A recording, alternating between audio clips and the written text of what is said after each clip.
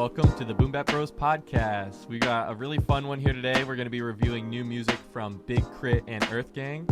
But first, let's go ahead and welcome our really special guests. A bit of an introduction for a poet, author, educator, and spoken raps artist who we have with us today. He has taught across the globe and is a Quad City native with a mission to provoke thought, inspire positive change within ourselves and our communities. And you can find both of his books for sale on Amazon, his music on streaming platforms, a true Renaissance man doing a lot of different things. His word at open mic nights near you. So let's welcome Aubs to our show. Yeah, Welcome. thanks, man. Yeah, this has been a long time coming. Yeah, no, for real. Like this is a little thing I can cross off the 2020 goal list. Like, Yeah, for real. Rap Bros. This is dope. Yeah, I'm excited. We have some cool stories to talk about as well today. Oh, yeah, for sure. Al, do you want to go ahead and pull up Aubs' website, poeticaubs.com Oh, there, yeah, appreciate and that. we'll I've go got that. ahead and let's just take a look at your website, man. I'm excited to see what you got coming up this I be year. forgetting that I got a website. It's crazy. Yeah, It's I mean, so different. this is just brand new, right? Yeah, it's just brand new. Like, it's been like my mentor, who I've been working with for like the last 6-7 years. We've been talking about it for like ever, just because like it's a necessary thing to have. Mm-hmm. And like it's just taking them time to kind of build up because we want to do it the right way. But like now that it's up, it's like it's crazy how much like people like gravitate towards websites. I thought it was like one of those things that like wasn't that important because I'm like, man, with social media you don't really need a website, but it's like one of those things like I realized like, oh, people actually like go to those things. So it's kind of cool to have one now, you know. It's a hub for all your information is sort of how I've always seen it. And that was like the first thing that I did when I started my company, get my website out there. And then obviously my music and everything lives underneath this podcast on livingcolor.media. So yeah, website's just a hub where everybody can find what you're about and what you're up to. So yeah, I do like that. Like it's just like where it's different than Facebook where you have all this stuff that like distracts you where like Right. websites just like it's all the videos, all books and all stuff that I come out with. So yeah, just your content. So, yeah. definitely check out poeticaubs.com if you're looking to support absolutely. and keep up to date with what he's up to. Yeah, we definitely have much more videos coming. Okay. Yeah, a lot more videos coming for the spoken raps. And all your booking information's on here as well. Yeah, yep. From everything. I saw that. Go ahead and click that link and The booking link or? yeah, just right there. Yeah. And I saw that the form was super intuitive and nice. I really like how you set that up there. Oh yeah. That's one thing that me and my my mentor talked about, just because like with everything I do, like I'm kind of like very multifaceted. Where like I do things like as like an educator with teaching workshops, as a rap creative, as a poetry creative, you know. So like having like specific, I always have different people reach out to me for different things. So having them kind of like really give a lot of detail kind of makes it more easier for me to prepare for like what I'm supposed to be doing, you know. So it just helps. It declutters things. But it also shows how versatile you are in everything that you're doing, you know? Yeah. And if people weren't hip to that before, they know that you also do, you know, multiple things. They might just be coming to you for a poetry reading or something where they're going to see that you also do teaching and rap and stuff like that. So it's just cool to have all that exist in one place on your website. Then. Oh, yeah, absolutely. No, it really is. It's a good helper for sure. Yeah, we have just a couple of questions to get to know you here at the start of the show before we talk about everything from new releases and news stories from our favorite artists. Yeah. So how did you start writing? What first inspired you to pick up a pen and describe how you feel? Honestly, it's when I first heard like I always tell people like rap is what kind of like influenced me to write poetry, which is kind of like almost backwards for some people who like poetry, influencing to write poetry. Like I wasn't really interested in poetry. It was more so the first time I ever heard Nas, "Made You Look" was the first song that ever like influenced me to write like poetry. Before that, I was always writing stories. I feel like I've always been like someone who made stories up in my head and like always kind of created stories. Even like from when I was a kid, like my parents have journals that I had of just like stories I'd write about by like day-to-day basis, making them sound like more exciting than they really were, you know. But like when it came to like writing like poetry, rap was kind of what influenced me there, and I started with rap just because like I was always fascinated by rap. Like again, like Nas was a dude who like really fascinated me. Missy Elliott was another MC who really fascinated me, but I didn't really think I had like what it took to write rap. So, because I was just a very quiet person, I didn't really Yeah. like talking to people. So I'm like, man, I'll just write poetry, keep it to myself. There's so. all that bravado and sort of ego that you see, braggadocio that you see with a lot of the more iconic artists. That it's like, Oh, yeah. man, I'm an introvert approaching this space. How am I gonna fit in? Exactly, and that's all No. I kind of grew up with. Like I just grew up with like kind of like that braggadociousism. When it came to rap, because again, like Nas, Missy Elliott, Lil Wayne. But classic albums, though. I mean, Yeah. were you listening to rap early on, like checking out all these artists as they're debuting and then popping off, or? No, not actually. Like it's so like I didn't really like the first time I ever heard rap was when I was 12 years old. Because again, my parents kind of like had me in this very kind of like sheltered kind of like I can relate to that for sure. sheltered like culture where like we didn't listen to anything outside of like gospel stuff, and that's like a part of like my mom's thing growing up, which influences like how I like write and shit like that too.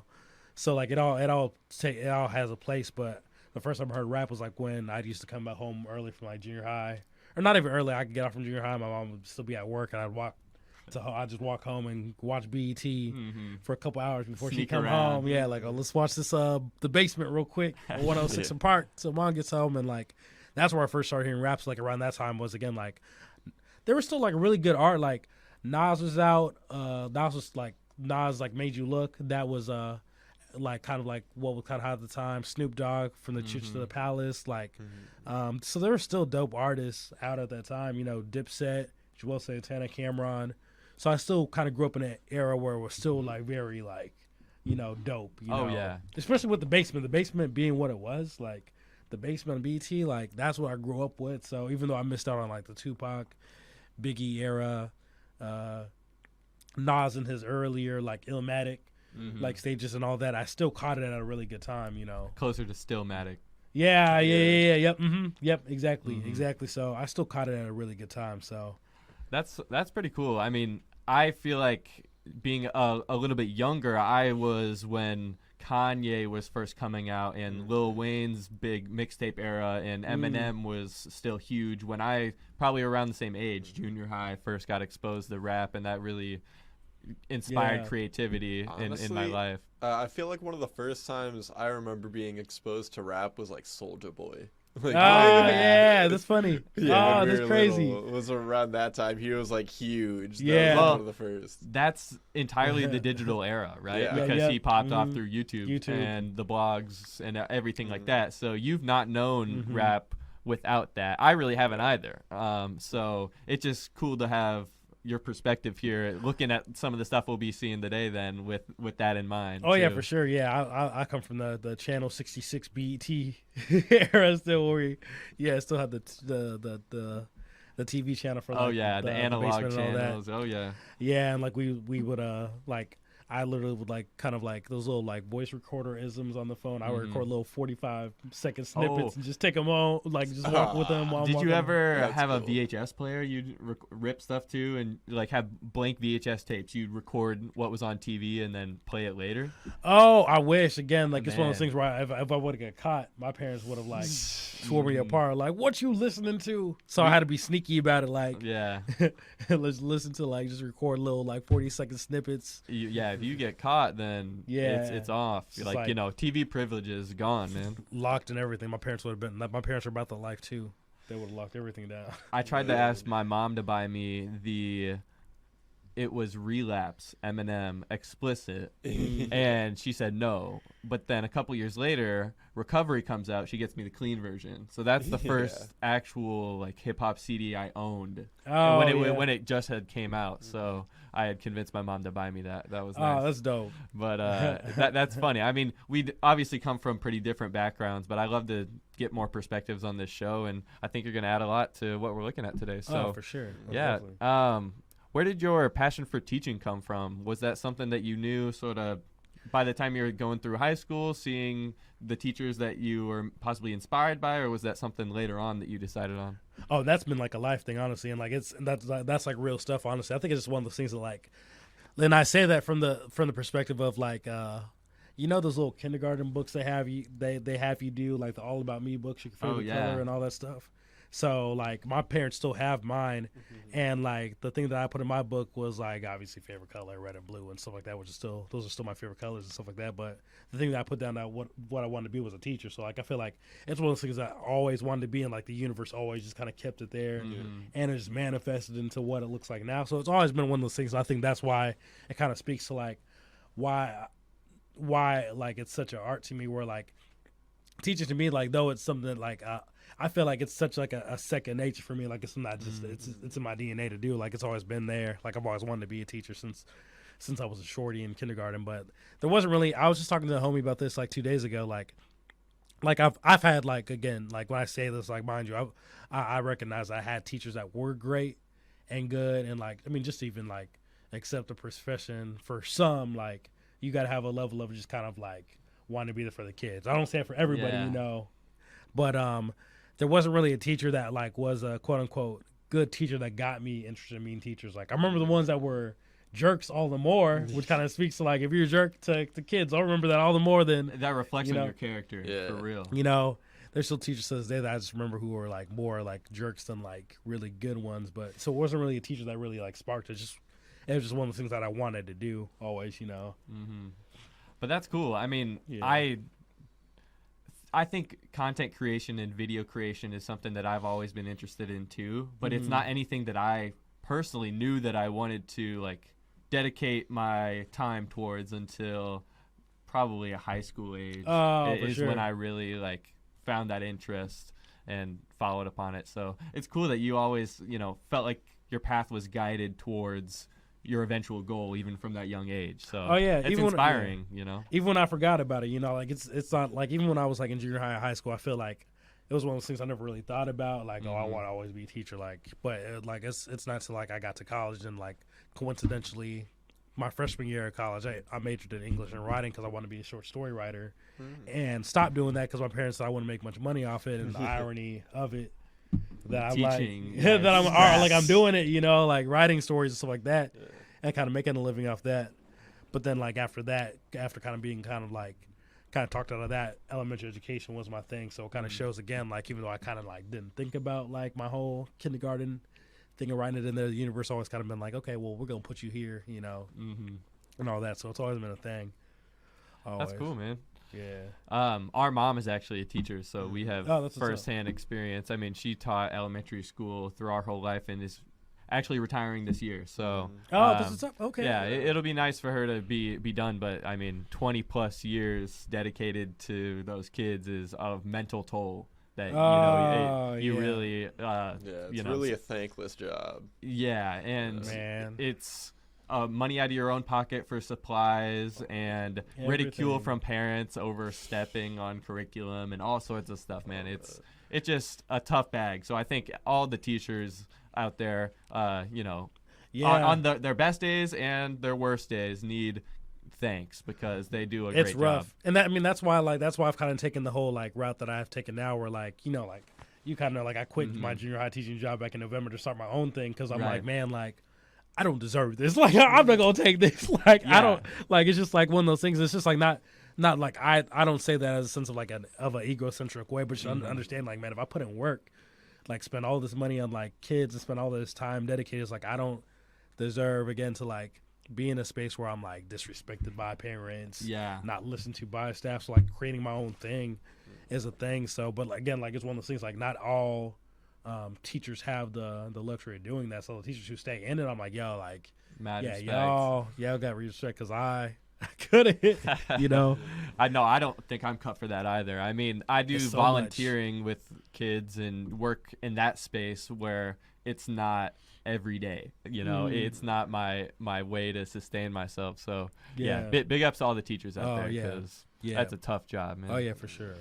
But next question I wanted to ask was, how did you get involved with hosting events in the Quad Cities? Was that something that started in college and then you brought back home, or sort of how did that unfold with you hosting and getting people in the community involved? Yeah, that was something that like that started like when I started really getting involved in like poetry in the sense of like performing it publicly, you know, and that didn't really happen until I was like 23, 24. I'm 30 now. So yeah, that was about Actually, that's when I was like 23. And when I was first kind of like exploring like spoken word poetry and stuff like that, I was doing open mics in Davenport in East Village at a place called I think it's called the Brew now. I forgot what it was called back then. I forgot what it was called back then. It was called something different, and the manager was, let's do, from Hawaii. Oh wow, and stuff like that. But we were kind of like, I was going there with a group of like 3 or 4 of us, just doing like spoken word poetry there on a weekly basis, and like it got to a place where people like enjoyed it. But the Midwest being what it is, this part of the Midwest more specifically, they don't really know what spoken word was, so it was kind of like a weird, annoying, irritating art to them. So like they kicked us out. Wow, yeah. And like our maybe, like, I mean, that's crazy just to think about. In those 6 years, it's come so far. Like the crowd acceptance and venues reaching out and all like the acceptance has begun, at least. I don't want to say it's been completed. It's kind of like people are kind of getting it. It's kind of like, it's almost like, okay, like if I was talking about it, and this is my teacher, so I talk about it like a math sense. So like, okay, we get 1 + 1, we get basic addition. Now we can kind of like talk about subtraction. Like, you know, like people finally get the culture of that like next step, the snapping. They kind of get the culture of kind of like how you kind of like are when you're in the room with poetry, because it's not the same as a rap show. You're not gonna find people who are like hooting and hollering. I have had people like that, and they've been shut down by like the people who are doing poetry. Like, yo, like I try to do this, relax. I try to share my heart, and y'all are like hooting and hollering, you know. But people are like kind of getting it now, and it's kind of cool. It's kind of cool seeing that, knowing that like that a part of the narrative was kind of like me kind of setting up these poetry events. But like even before like setting up poetry events, like we went through some shit. Like again, like we're getting kicked out of places. I perform poetry in places where like I had people cut me off and be like, "Hey, turn the music back on. This shit's annoying." Damn. You know, bro. Like we've been through the ringer, you know. But again, it's one of those things. I just knew that like, man, like I know that like I want to do this, and like that's what kind of led me to start an open mic, which is Roaring Rhetoric now, with the help of my mentor at the time. He was the one who kind of pushed me. He actually kind of pushed me out of my comfort zone and like went to a coffee shop and said like, "Hey, we're gonna start this thing. We're gonna call it this, and this dude's gonna host it." So ever since then, since 2014, we've had Roaring Rhetoric, which was kind of catered to poetry and spoken word poetry, and people who kind of like wanted to do that art, who didn't really have a space to do it, and like had a space where they knew that they wouldn't really take what we had to take, because you want me in a place where everybody's like, yo, we want to hear this, you know. Yeah, you want it to be an accepting and inviting space for people sharing their most vulnerable pieces of themselves in their writing, you know. That's I think a great goal, and something that Roaring Rhetoric shows have really been able to reach with, you know, just what has gone on recently at the previous venue, but you're opening it up to a new venue now here this year, right? Yeah, we got a couple new venues now, you know. We got a couple new venues. Like we have our next event is going to be in April. I'm going to look that up real quick too, because I think it's like, I said it to you actually today. It was like April 7th. April 7th at Ross Talks, which like Ross Talks is where we were having before the pandemic and all that. So to be able to come back to this place, which is in Rock Island, which is like my home stomping grounds too, was like kind of dope. So but we're that's awesome. I'm looking forward to it. I mean, all of the shows have been a cool crowd of characters and different people every time. Really different people, you know. Yeah, I finally got the courage to share last time, so it was a decent response too. Chopped it up with some people afterwards that told me how they appreciated the art, and so that always feels great as an artist too. Affirmation, man. It's a big thing. That's what we try to be about with Roaring Rhetoric too, just affirming and all that, you know, whether your art's this different or whether you read off paper or don't read off paper. Like, it's just like, yo, you just sharing your art is dope, you know. That shit's hard. Yeah. You deserve props for just going up there and always putting yourself out there. And for sure. It's good though. It's a good community. It's like a judgment-free zone, pretty much. Yeah, absolutely. Yeah, and that's why we try to set it up. What's like the fact that it is like what it is now from like 2014 to now is like, it's dope. Like, it shows that like we're kind of like been in the right place with how we're kind of been building it. But we're trying to set up a lot more open mics all over the Midwest this year, so it's gonna be a fun little journey for sure. Yeah, just gotta get those connections across cities and state borders, and yeah, I mean, I'm fully supporting everything that you're doing, man. I'm really happy with, you know, the creative community that you've tried to cultivate in the Quad Cities. And I just hope that it continues for the future. So just well wishes on that. And if any of you listeners are looking to get on these events, where can they find them online?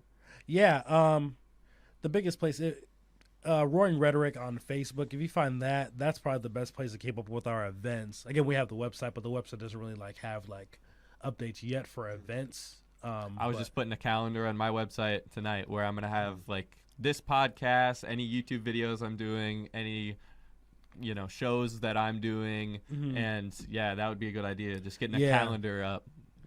So you're first to hear. We're gonna have a place on the website where you can keep up with the events. But until then, Roaring Rhetoric on Facebook, and also on Instagram too. So those are both places to kind of keep up with when we post events and all that. Well, one last question before we get into everything else that we have planned for the show is, what have you been working on lately, and what can we look out for this year from you as far as events, creative, anything? What are you up to, man? I feel like I'm always working on something as a creative. I feel like you're just always working on stuff as a creative, But there's a bit of pressure to be doing that too. Sometimes you need to relax and take some time off. And that's what I'm kind of. I feel like that's kind of the space I've kind of been in now. Really kind of realizing I was just telling one of my homies, I was doing a count on it, but the last 7 years I've written over 250 poems. I don't know how much songs and stuff like that. But I've done a lot of work in the last 7 years, so now I'm kind of in the place of okay, let's find places to kind of rest and kind of take a walk and forget about that for a little bit. But that's kind of made me all the more a little bit more focused as a creative. I think it's made me all the more kind of since I have this time to kind of break away from it, I have this time to really kind of dedicate to creativity. It's made me a lot more intentional about it. Not that I haven't been intentional, but it makes it all the more potent. But this year, I've been focusing on a lot of just poetry this year, and kind of just really being consistent on releases with stuff on that end when it comes to projects. So this year I was supposed to release a project a month for spoken word, but kind of with a lot of life stuff that's kind of happened, I've kind of been taking a break from that.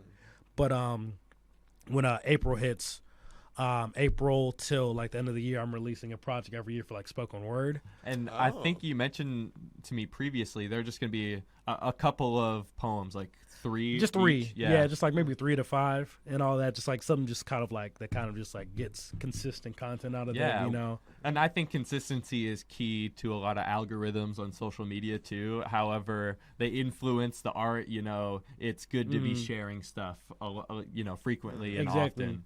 So. Exactly, I'm learning that, so trying to really kind of really be consistent with that, because I feel that's kind of been my Achilles heel, I guess, where I've been making a lot of content, but I don't really put a lot of content out.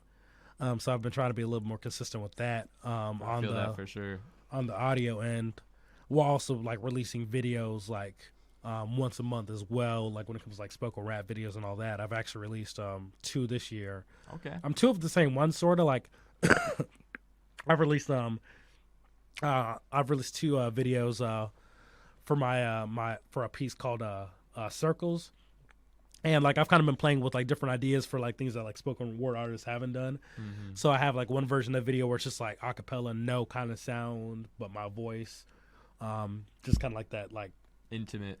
That kind of what people expect when they hear spoken word. Mm. And then I have a different kind of video with that where it's I have a second version of that where it's the same spoken word piece, but with music accompaniment. Okay. And the visuals look completely different. It looks more like a music video, and then there's a spoken word video. I like that concept. You sort of cross over the art in between your different specialties, and making it reflect all of your creativity. I really like that, man. Yeah, so I've been doing that. So I've been trying to release a video a month this year, and I also have a book, my third poetry book that I'm releasing this year, which which is one of my biggest focuses for sure, since it's my third one, which is I think my first 2 I kind of learned from the mistakes and what I liked about it, and this third was kind of an accumulation of what I learned and all that. There you go. About the process. So those are the projects that I'm really focusing on this year, my book, and then having consistent video content and consistent audio content as well. That's awesome. Yeah, Something people can gravitate towards, you know. Yeah, we'll definitely have you back on when you have those to share out, and we can review them as well. Oh, for sure. Yeah. I mean, I love delving into creative stuff, and you know, as this podcast goes, we talk about all sorts of things. So that could definitely be on the docket for one of the episodes. So. Oh yeah, for sure. Yeah, man, that's super cool. Definitely check him out at his website. I've already plugged it a couple of times, but this will be the last time I remind everybody listening. The website, poeticaobs.com. So now we're going to be going and checking out recent and upcoming releases, starting with Big K.R.I.T's Digital Roses Don't Die. And this is an album that we're going to be delving into in depth later in the show, but I just wanted to touch on it as it came out on February 18th. And we can go ahead and take a look at the track listing here. I thought it was interesting how he interluded like 4 the times. Yeah, the Earth, Wind, Fire, and all that. Yeah, well, that reminded me of the Tetsuo and Youth, how Lupe did the seasons. That's what this reminded me of, just by like looking at it visually on the. Because it's like about the same length, about 3-4 tracks like per each one. Yeah. I thought it was a good break in between the tracks too, but we'll talk about this album in length later on. But I just wanted to mention it as it dropped on February 18th. And not on a Friday, but on a Tuesday, the 2-est of all days, 2/22/22. Yeah. Tuesday. Donda 2 was being dropped by Kanye West. And he actually was announced that it is exclusively available on the Stem Player, an audio device that he's selling through his website. So let's take a look at that, Alec. I mean, Kanye is funny, man. It's so interesting that he's hyping up this album and everything. We talked about it last episode where he had said Future was going to executive produce it and all of this. And then he says, no, it's actually going to be exclusively on my Stem Player device. So I'll just read off a little bit of what that article is saying for us. Yeah, so this is what the device looks like here. It's on sale for $200 at his website and stemplayer.com. In addition to being able to play Donda 2, it allows users to customize any song. Oh, yeah, okay. I saw like a video of someone like messing with one of these before, where they were like, the song was playing and they were like messing with it and it changed like the pitch and everything. Really? Oh, that's kind of dope. That's what the buttons are. You see the 4 different sliders. Yeah, I saw a couple of videos as well online, but I just was confused. It obviously doesn't have a screen or any type of display, so I wasn't really sure what was happening. Yeah, it's just like a little handheld. It's basically like a handheld speaker, but with like customizable buttons. That's kind of dope. I can't imagine the audio quality is going to be Includes that great. Controls, beat samples, real-time loops, speed control, the ability to save a playback, download so mixes. Okay. Well, the beat samples. I'm curious. Yeah, I heard. That's what I was like looking at too. I was like, what? That kind of sounds fire. Kanye's if you want to drop $200. Man, don't tempt me, bro. Right. Don't tempt me, cause I will. I will buy one. It's just like not anytime soon with me. You know? Yeah, for real. No.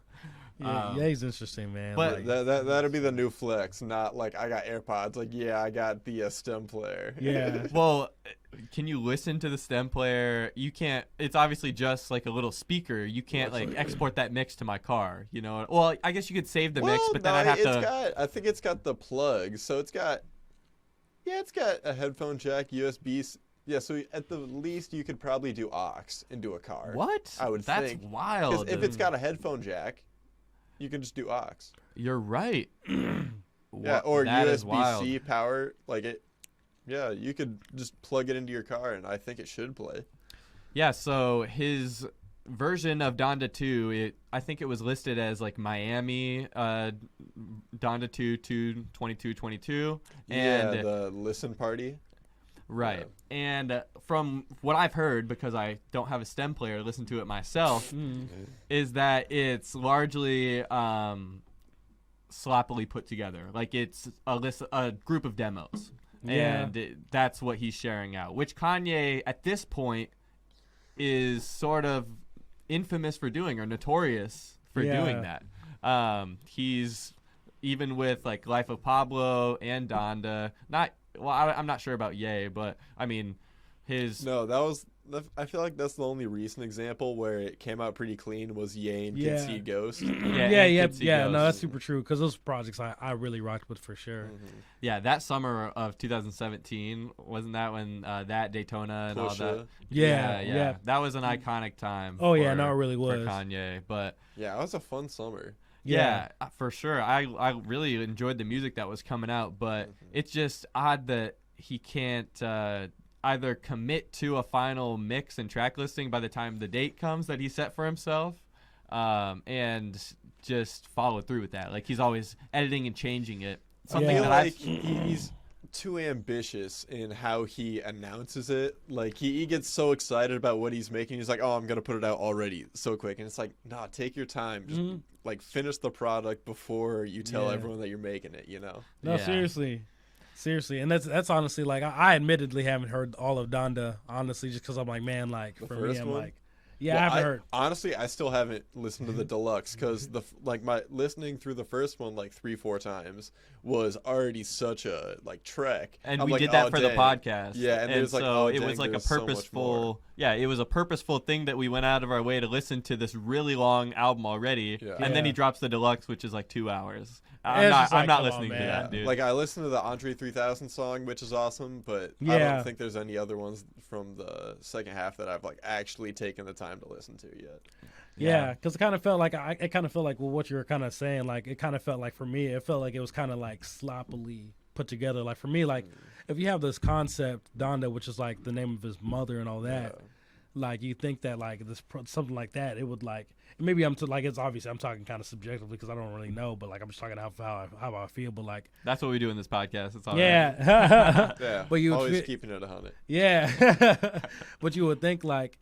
If I had a project in the name of my mom, like to kind of like have this memorable piece, like I'm working my ass off on every track, and like I'm making it so that the listener really is like trekking with this story and like feeling it. Having that respect. Yeah. For Donda, like I like the first 6, 7, I was like, yeah, I'm in this, and then like I kind of passively after the 7th one, I kind of passively was kind of like listening, like Checking out a little bit. Yeah, it's kind of falling apart, you know, and it's kind of crazy, like. You know, Fivio. I think his name is. I thought it was 5-0. Is it Is Fivio? It might be. Yeah, I it thought might. it Who was knows how it's pronounced? So I'm Yeah. not sure. Yeah, 5-0 foreign. Yeah, Okay. but we know this. Yeah, we're talking about the same person. But he did an interview that I looked at. I think it was like a few days ago, where he's talking about the work ethic of Kanye. Like when he works with them, like he said, like when he was recording, he would like record like a verse, and then would like kind of like work on like his like shoe business or something like that, and then go back to record. It's like, man, like he has some crazy work ethic. And in my mind, it's like, does he though, or is he just like really split? Scatterbrained. Like for me, like you want to really like. And this or is me. does he just have ADHD? Yeah, and this from somebody who has Facts. and this from somebody who has like ADD and all that. Yeah. Like I understand it. And like for me, like with that, I try to make it so that like when I'm working on something creatively, I'm not touching anything else around me. Like I'm Yeah. sitting here like, okay, like I am writing this right now because like this is where my energy needs to be put. So I'm like is does that really speak to like his work ethic as a creative, or just like how he's not really focused on one thing at a time, and in turn it kind of affects kind of the slop, kind of like the seemingly Execution isn't as good as it could be. because I know how my brain is when I'm focused on like putting this book out and then putting this album out at the same time. Like Yeah. You get Well, half I effort feel on like- both projects Yeah. instead of 100% Yeah. effort on one. I feel like a lot of the times, though, the creative process looks like that behind closed doors, and like a lot of artists, they do a good job of not letting you see that. But Kanye, he lets you see all that is true. Yeah, that is that super is true, actually. that is a factual Yeah. observation 'Cause, because he when he's on social media is unfiltered, and like he is now, he switched from Twitter and now he's on Instagram. So he's Oh, is he okay? Oh yeah. Yeah. Oh man. And I've been off Instagram for about Gosh, like he's- a week or something. We'll talk about him later in the show, but we're getting ahead of ourselves. But yeah, Kanye is an often topic of discussion on this podcast, Yeah. just because his antics are notable but also questionable. So yeah. we always try and view him from a lens of we appreciate his art, but we want to hold him accountable as a Yeah. person. Yeah, So- I rock with Kanye still. You know, that's the whole like, that's the dude for sure. Definitely influenced me in my early days. Oh yeah, and on that we're gonna talk about that later. But the documentary is Amazing. gonna be a really cool watch. I know you've been checking it out, but the Yeah. 3rd episode just dropped tonight, and Mhm. so I'm about to just binge it through front to back, so I don't have to Oh wait. yeah, that's the best way to do it, man. Yeah, I didn't want to wait for it. Yeah. So the second album that we're going to be reviewing later in the show came out on the 25th. It is Earthgang, Ghetto Gods. And so we'll talk about that later, but a couple other ones that I wanted to mention that also came out on that Friday were Robert Glasper, Black Radio 3. This is an album that I really want to check out. I just haven't made the point to yet. So it's on my list. I don't know if you've listened to Robert Glasper stuff in the past. I've heard dude's name before, but I never checked it Oh, out. I'm just looking at the features on there. He's got Big Crit, BJ the Chicago Kid, and Killer Mike all on a song. That sounds like fun. Ooh, Okay, snap. let's check that out. Yeah. Robert Glasper. Okay, Yeah. hold up. So Robert Glasper is a piano player. Okay, He- that's what I thought. Oh. He has not recently, I mean, this is the 3rd project in the Black Radio series, but he has put out releases featuring incredible MCs and dope beats and verses that he has his hand in production on, and works with other producers as well, but sort of curates the project, puts it out under his name, and I think he is underappreciated. He needs more commercial attention because it's really good art. I'm really excited to listen to this for sure. Yeah. Ooh, that is a really That cover is very interesting. Yeah. that's really fire. It's crazy because I had a cover that I have for a feature project that I wanted to kind of have that aesthetic. So that's kind of cool, actually. Draw some inspiration from that. Seriously, that's I gotta peep that for sure. Yeah, I mean, we definitely should check that one out. Robert And Glasper. then Conway the Machine, God Don't Make Ooh, Mistakes. Yeah. Have you been peeping that album? No, I actually remember to check it out today after seeing a little review about it. But Conway's dope. I Yeah. mess with Conway heavy, so I know I'm gonna enjoy that project for sure. Yeah, we big up Griselda on this podcast Griselda, regularly yeah. because they're just bringing a Stupid. really great energy into the scene and an authenticity that was needed. It's been some time since the bling rap and even the superficial stuff of the early 2010s was popular. I mean, I think Kendrick really brought it back to the real. Kendrick and Cole, they really brought it back to the real and the respect for the roots of hip hop. So this is sort of a branch off of that story. Just kind of like the with one how of those. Griselda's come up in just the last few years. No, seriously, and how they came up at such an older age, Yeah. that's been kind of cool to see. Yeah, because they've been working for so long, and then just finally they hit. Right. Yeah. So that's been really cool to see. But I'm gonna definitely peep that Conway Machine because he's just dope. Another Griselda project, Benny the Butcher, moved his release date or clarified the release date from what we originally heard was February 11th. It is now March 11th. So we can expect Tana Talk 4 to come out on March 11th. And that's the album that has Johnny P's Caddy, the Yeah. J. Cole featured track. And not much known about it. I think this is the Genius Page's release is just ASAP Ferg and Snoop Dogg. If that. yeah, I'm shoot. not sure That'd be if this is actually confirmed or just Oh, yeah, sorted I know what list you of mean. unreleased tracks. Up before album is dropped on Genius, it's just kind of sporadic what you can find on there. Yeah, you Yeah. gotta wait for the track list to be announced, but that's just coming up in a couple of weeks here. Well, not this Friday, but next Friday after that, we can expect that album as well as Lil Durk 7220, and so he originally also announced that he was dropping same day as Kanye, but pushed his release date back. And then the last one that I wanted to shout out was Rex Orange County, who was heavily featured on Tyler's Flower Boy album. And so he had some really great features on there, but he's more of an alternative artist. I always try and sneak in a couple of non-hip-hop or That's always R&B, good. to our radar. So check out that when all those albums drop on the 11th. Oh, and he's got a Tyler feature on this, it looks like. Okay, shoot. so yeah, I'm always going to listen to it if it's got a Tyler feature. So Oh yeah, Tyler's that dude too.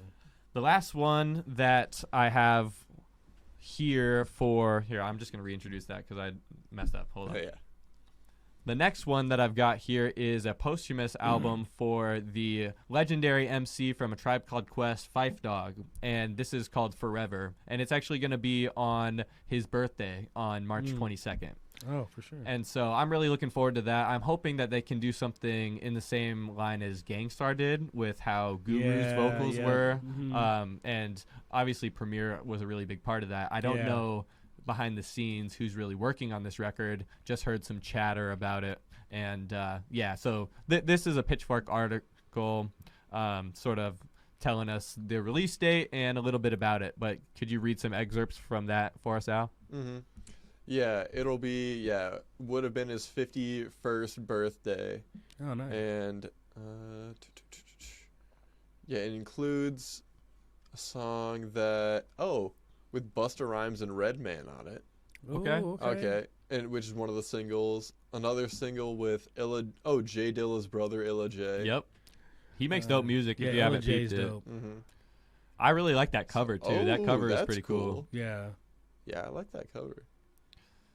So I'm looking forward to that. I think Fife's not done yet. I mean, gone way too soon. Tragic loss. And I'm looking forward to hearing some more rhymes from him that we haven't heard before. Yeah, no, I'm excited for that one for sure.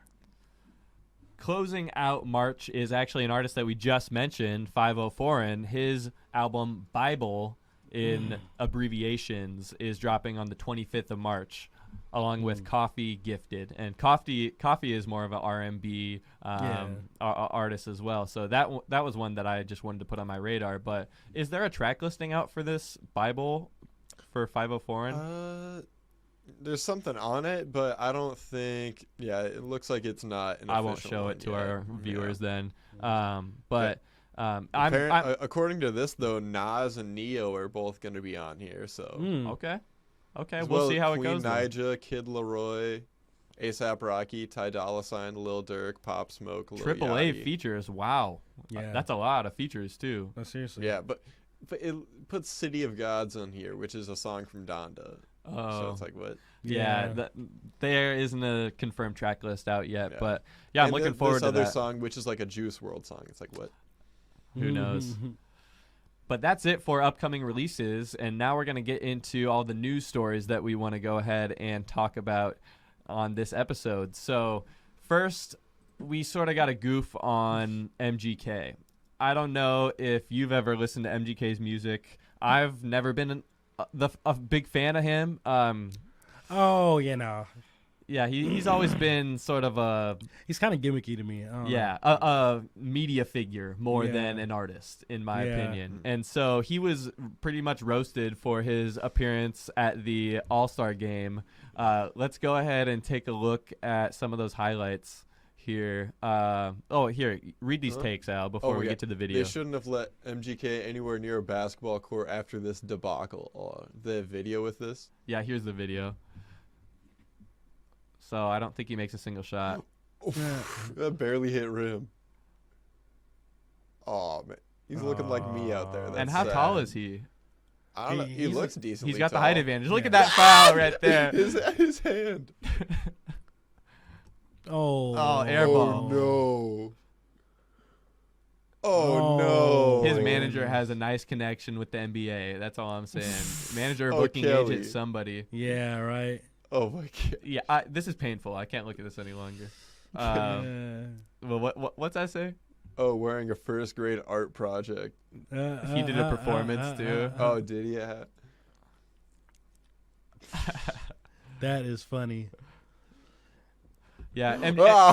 That's tough. Oh, I cut away from it. Why Machine Gun Kelly got on the sweater SpongeBob made out of eyelashes? Oh, no. I love the reference. Everyone's clowning him on Twitter. Jeez. That is funny. Yeah.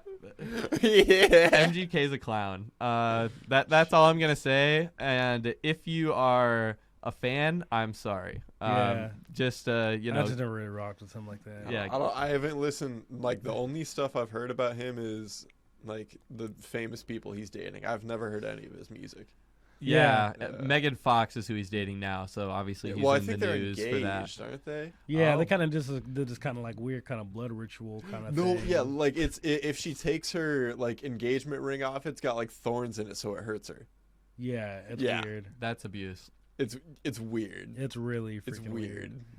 Well, I guess if I mean, they're both signed up for it, so Yeah, hey, right. Best of luck to them, I Hey, guess. man, yeah, you do Yeah, you. the only thing I ever heard from him was when him and Eminem had that thing a couple years ago. Oh, That yeah, inspired some great the music headshot from thing. Eminem, Yeah, that's though. like yeah, the oh only yeah, other that did. time. Like Eminem, like, and it's just like, man, how can you can't come at Eminem like that, MG? Like you're a little man. No, he's compared barking to that. up the Like, wrong tree. Yeah.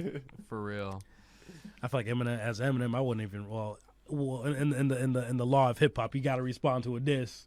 You know, You can't let that just go by the wayside if it's coming at you personally. You know, Yeah. if it's very insulting, there's no way that you're gonna sit silent. You gotta respond to that.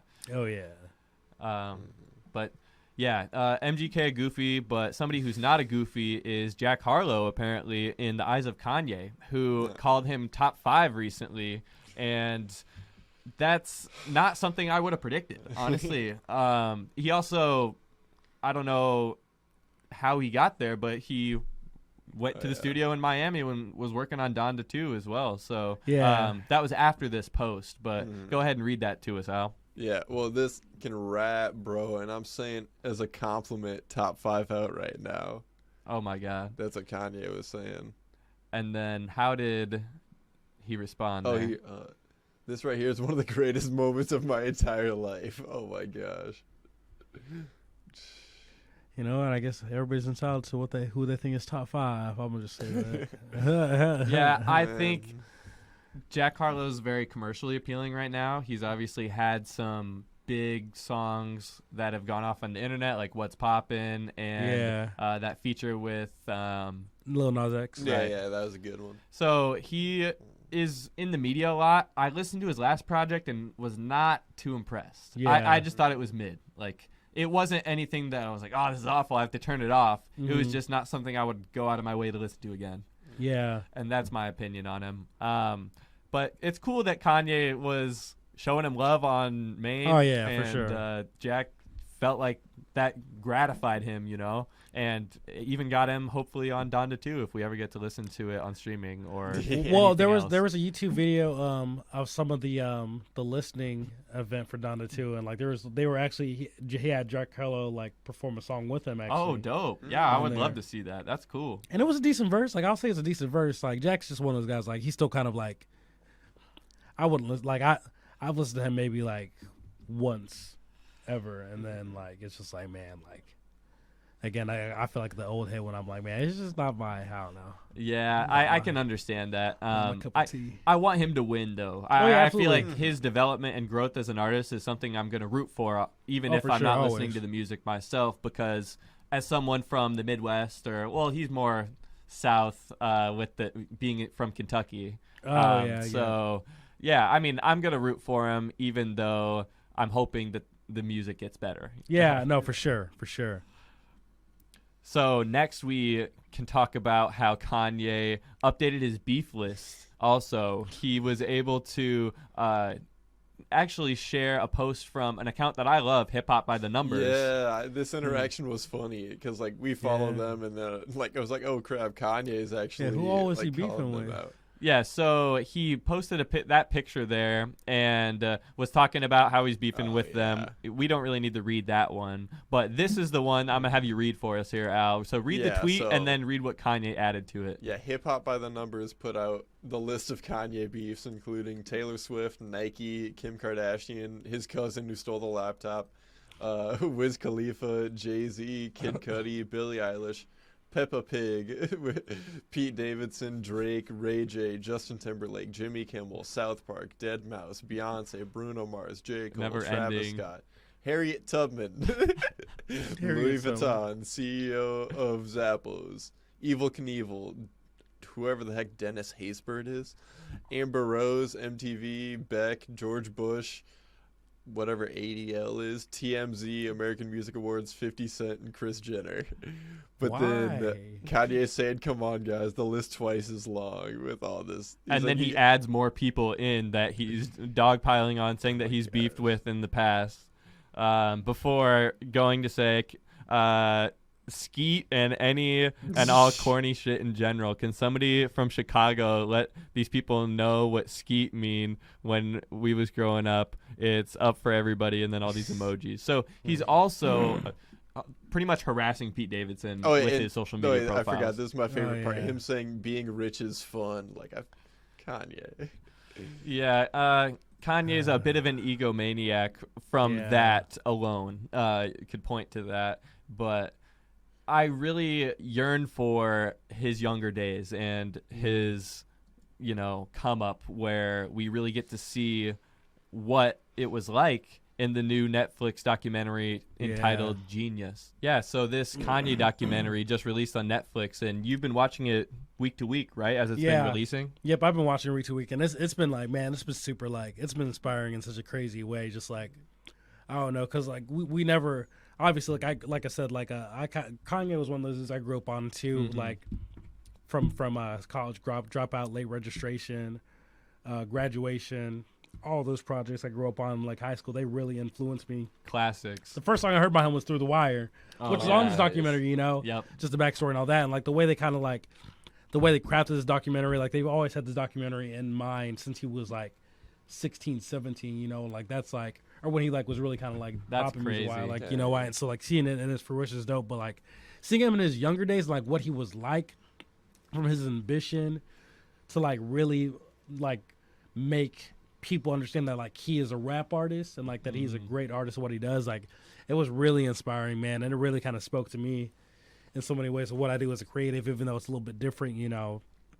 Just seeing this dude from Chicago kind of make the moves that he made, like moving to New York, taking these big risks, and like kind of believing in himself when nobody else did, putting like, everything on the line, having that irrational confidence. Exactly, irrational confidence. I like that. That's what it is, and like that's been like seeing that side of Kanye. I could connect with that more than the Kanye now, and it's been like it's influenced me in so much ways. So it's been great seeing how he was, man, for sure. Well, you hear his storytelling. He's not the best storyteller in rap. There's obviously Nas and other people that are more in that lane, but Kanye also tells his story on his music, and it resonates there. I can't imagine then seeing the footage of it happening. Like, that is going to be really transformative for me as a fan of those albums. I mean, Late Registration's probably in my top 5 of all time. I love that album. Oh, yeah. I think it's amazing. Absolutely. And I haven't caught any of it yet, but the final episode's out now. I'm going to watch them back to back to back. So it should be a fun watch through when I get to it this week. Oh, yeah. No, I'm telling you, you're going to love it, man. Next up, we have The Weeknd accidentally getting too excited on Twitter as there was something else going on in the world. Could you go ahead and give us the context of this, Al? All right, one sec. Oh, I messed up the link. I was on it, but then I hit like continue as. Oh, there we go. I got it back. Yeah. So what is here? What's happening? Oh yeah. So that happened the same day as the Ukraine everything, right? It happened the exact moment. Yeah. Yeah, that was bad. The Weeknd tweeted, "Let's go," the exact moment that the news broke that Ukraine was invaded by Russia. And so people were confused. What was he talking about? So if you read the tweets, you can read the full context. Yeah. So go ahead and read that to us of what the Weeknd said, and then oh yeah, look at those notifications there. So check that. The back-to-back.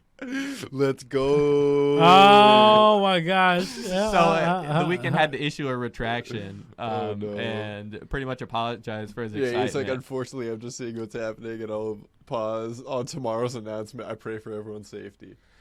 Yeah, so that's just one of those internet things that I wanted to mention in this show because we talked about The Weeknd when his album was released. It's actually grown on me. I enjoy listening to it when I'm just in the car or just need something in the background. It's a really good vibe to just sort of have and relax out to. It's good for nighttime drives. I really like, what is it, Out of Time, or not Out of Time, but it's like something along those lines. I can't remember the track title right now off top, but there's a handful of joints in there that I should probably put in my playlist because I like that. But that Twitter interaction is So he said, hilarious. like, was it was just like, it was just kind of like one of those things, like, it was just by coincidence, an accident? Yep.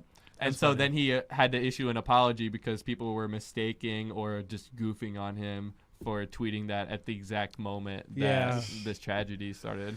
So unfortunately, the world of like social media is people like will Right. always kind of like think that like something you said, like if at the wrong moment, like means this thing. I think Isaiah Rashad with the same thing, Yep. like with the Kendrick Lamar thing when he was leaving TDE and like he said something that he was addressing to his baby mama. Everybody's like, "Is this about Kendrick?" It's just like, man, like, yeah, it's one of those unfortunate things, you know. Let's go. Yeah, it's the internet Yeah. for you, you know. You can't be Yeah. hyper aware of everything that's going on in the world until you retroactively have to be or should have been, right? That's what people can criticize you for or feel like they can. So, yeah. yep, it's a double-edged sword, obviously. And something that is a bit more exciting for a good reason is Baz's album, and he is pretty much telling us that it's done, right? Oh shoot. That's what it looks like. So he's saying he has an 11-song version where it's cohesive, minimal features, like all vibe.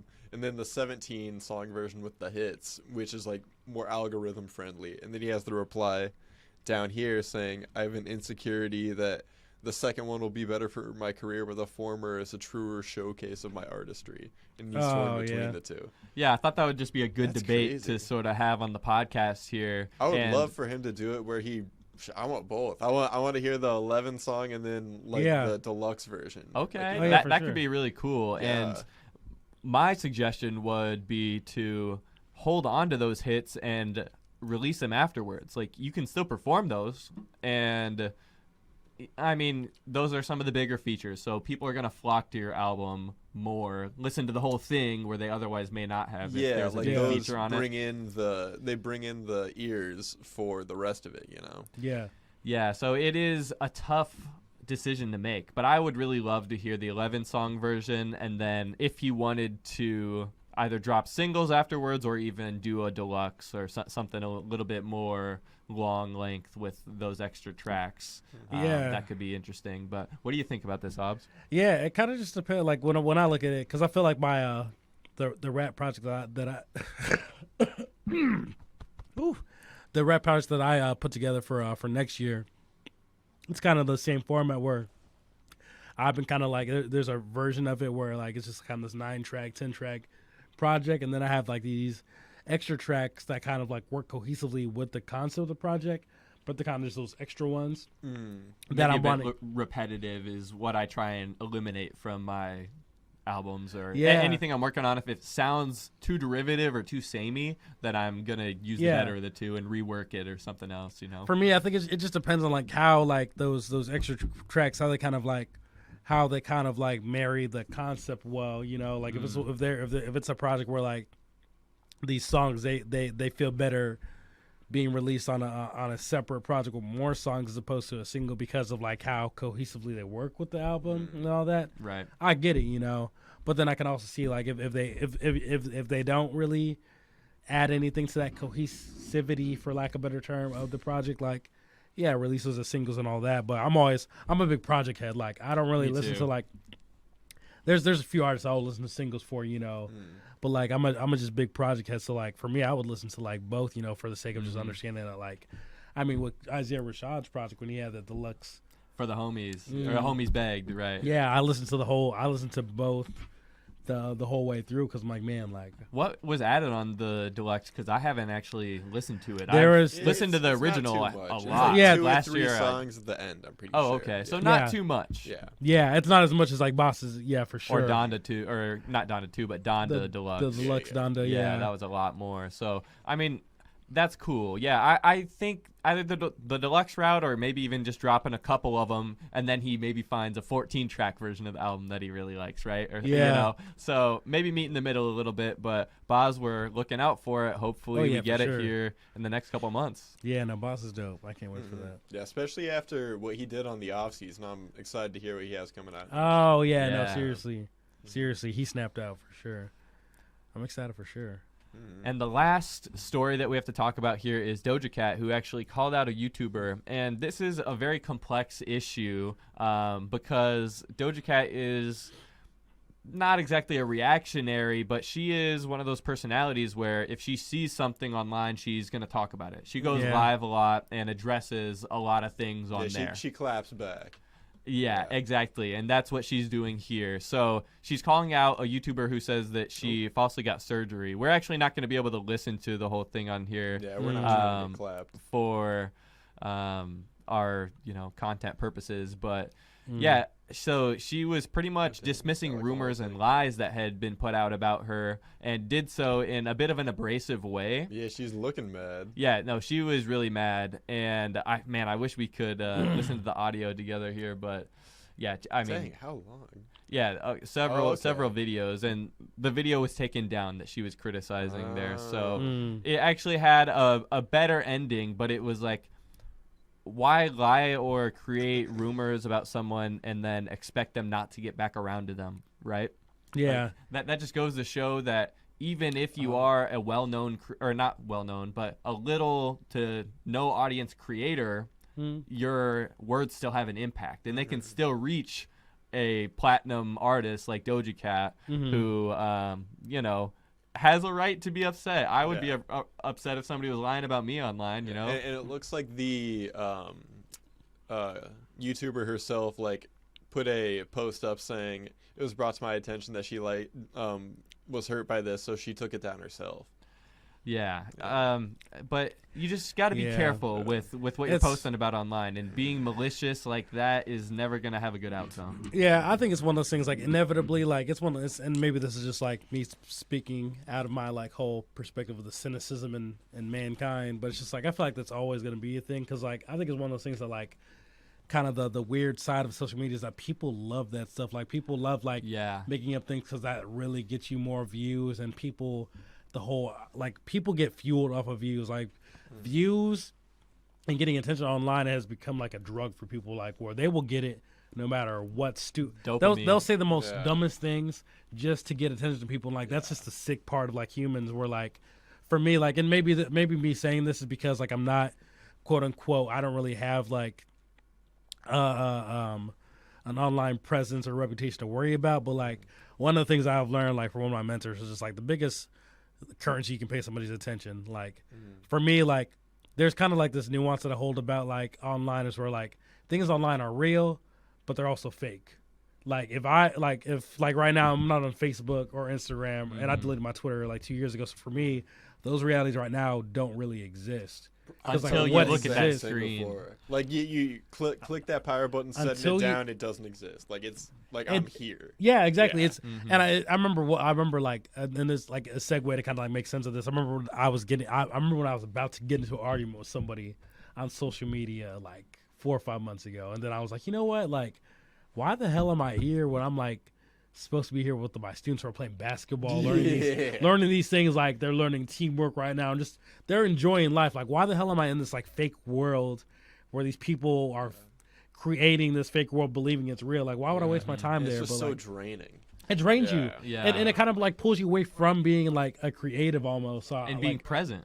Yeah, you can't be present when you are distracted about this space that you're trying to control or have your way with, when it's not like that. It is the internet. It's always going to be pests and all sorts of chaos, but you just got to organize it and use it for good when you are sharing your art or talking about it online. Yeah, the one thing I'm people want that attention. Even if this person got Doja Cat clapping back at them, I think somewhere deep inside of them, they love that, which is and weird. They probably got way more followers than they ever would have if Doja Cat did not address it. Exactly, and it's just one of those things. It's unfortunate that's how the world is, but I feel that's why artists like Kendrick Lamar just make music and just go away, because man, I'm not saying nothing. I'm not even looking at what you guys are saying. I'm just, it kind of keeps art pure almost in a sense. Yeah, I definitely feel that, and it's. A recurring theme of what we've been talking about today is the mix of social media and the digital age with art, and how there's all these blurred lines and tough relationships and strains, but there's also the beauty of it, of connecting with someone across the world or hearing something that you never would have beforehand, you know? So, for sure. Like I said earlier, a double-edged sword for Digital sure. roses last forever. Yeah, and that'll segue right into Big K.R.I.T's album that we're about to talk about here. Oh, perfect. Who knew that was coming up, right? So, yeah, we have Digital Roses Don't Die by Big K.R.I.T. And I'm not sure what his last project was. Let's go ahead and take a look. Oh, I remember the album picture for that one, but I don't remember the name of that one. So we have Digital Roses Don't Die. We have, let's find, there's a lot. K.R.I.T was Here Remastered was put out on streaming. I know that. Yeah. K.R.I.T is Here. K.R.I.T is so Here. So K.R.I.T Was Here is an older project that was remastered, but K.R.I.T is Here was his last full-length LP like this one. Mm-hmm. And then before that, there was it was, I think, three songs each, TDT, Trifecta, and Double Down. Yeah. And that might have made up the Thrice X. He then put 9 of them in track order there, which was a really cool concept as well. Yeah. And obviously before that, his classic album Forever Is a Mighty Long Time. Super good album. That's a classic, Man, and I will go down. Fire. Yeah. We were saying earlier, 2017 was a good year for music. Yeah. I was listening to that and made a lot of memories to that album as it was coming out. And yeah, so K.R.I.T's one of my favorite artists, just to preface this review, and I was really looking forward to this album. But what are your guys' experiences with K.R.I.T? Like, were you listening to him even before 2017? Because if I remember right, he was a double XL freshman in like 2010, 11, or 12, something like that. Was it really that far back? Oh, yeah. I was Oh, listening to him when I was in high school. I remember the first thing I heard about him in high school was, I forget the name of it. I just remember, like, I got to look it up again, but, like, he's got a lot I've been rocking with him stuff since, like, high school for sure. Like, I've been listening to him since, like, high school. One of my homies put me on him in high school. Him and Kendrick Lamar, like, they put me on both of them when they were in high school, like, before they, really, really, like, blew up. Him, Big Sean, and Kendrick. But, yeah, Big K.R.I.T, I've been rocking with him for a minute for sure. Yeah. I've always he's been, like, on the peripheral artists I pay attention to. Like, I had heard a few of his songs here and there, singles before, like, 2017 when Forever Is a Mighty Long Time came out. That's when I, like, listened to that album and, like, started listening to his stuff. And I was like, oh, dang, he's pretty good. And, yeah, since then I've just, whenever he's got something coming out, I'll check it out. Yeah. No, he's dope. Like, no, I definitely rock with K.R.I.T. And I love the sound that he brings because it's, like, uniquely Southern, but he's, like, from Mississippi, so it's not that Atlanta sound that's so popular, you know? Yeah. Right.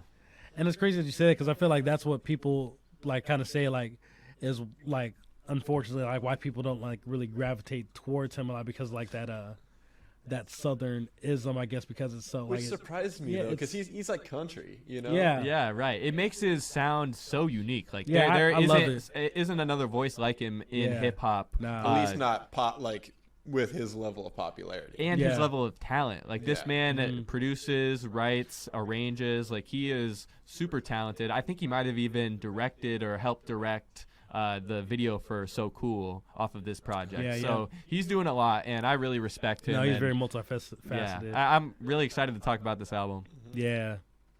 So the first track on this project is actually an interlude, which I wasn't expecting, but it is fire, actually, and literally the title is Fire. And I thought it was a cool little introduction. It was just introducing the themes of the album. There's sort of a recurring poem that he translates. I was going to say. And I really enjoyed how it persisted throughout and was edited and changed to give us that narrative. But it's introduced here at the beginning. Yeah, it's really cool to see how, like, poetry is kind of, like, really interwoven into, like, rap. I think, like, Kendrick was kind of like, maybe I shouldn't say that. Like, I think from my perspective, I think Kendrick was kind of like one of those ones who opened the door to that. But, like, seeing a lot of rappers, like, kind of, like, have these poetic kind of like things in their albums. I think it's kind of cool, you know. What he did on To Pimp a Butterfly was that whole thing. Right. Yep, the whole building thing. the whole time. Mm-hmm. Yep. Yeah. Exactly. So it's cool to see like rap kind of like really kind of integrating poetry in that sense. It's like, oh, that's kind of cool. I think you could credit that inspiration to, at least on a mainstream level, Kendrick, because that album was so wildly successful and is going to be listened to, you know, decades from now. So I think that's definitely a interesting comparison too as we jump into it, because these are totally like not tonally, but the subject matter, it doesn't have much crossover with that album, but we do get an interesting perspective. Yeah. And so, like, I've been trying to sort of drop hints about the theme before we were talking about it, but Digital Roses Don't Die. I'm just going to read a little bit of that spoken word intro so you can get a sense of it. So he says, "This is fire, the flame of it all, the hope our passion can sustain of it all. You could be, what if we're not what we should be, love and pain of it all. We should film it or take a picture, but keep it original, because who needs filters when digital roses don't die?" And I really thought, as he's editing it throughout, it resonated with me more and more as it went on. But it was just a pretty quick intro before we get into track 2, South Side of the Moon. That was one of my favorite tracks, honestly, on the album. See, I feel like it being track 2, I didn't get the chance to enjoy it or like look forward to it like I would if it was sort of later in the track listing. You know, it comes at the beginning and it's just a really solid entry right away. And the guitar, how the guitar came in here, and the bass at the end of it. Like the sonics on this are really nice. I don't know if this is one that K.R.I.T produced himself or what. I'm gonna take a look at that here, but I guess Al, you could pull that up for us. Yeah, I've already got it here. Oh, perfect. Yeah. So who is credited as producer on here? Big K.R.I.T or no?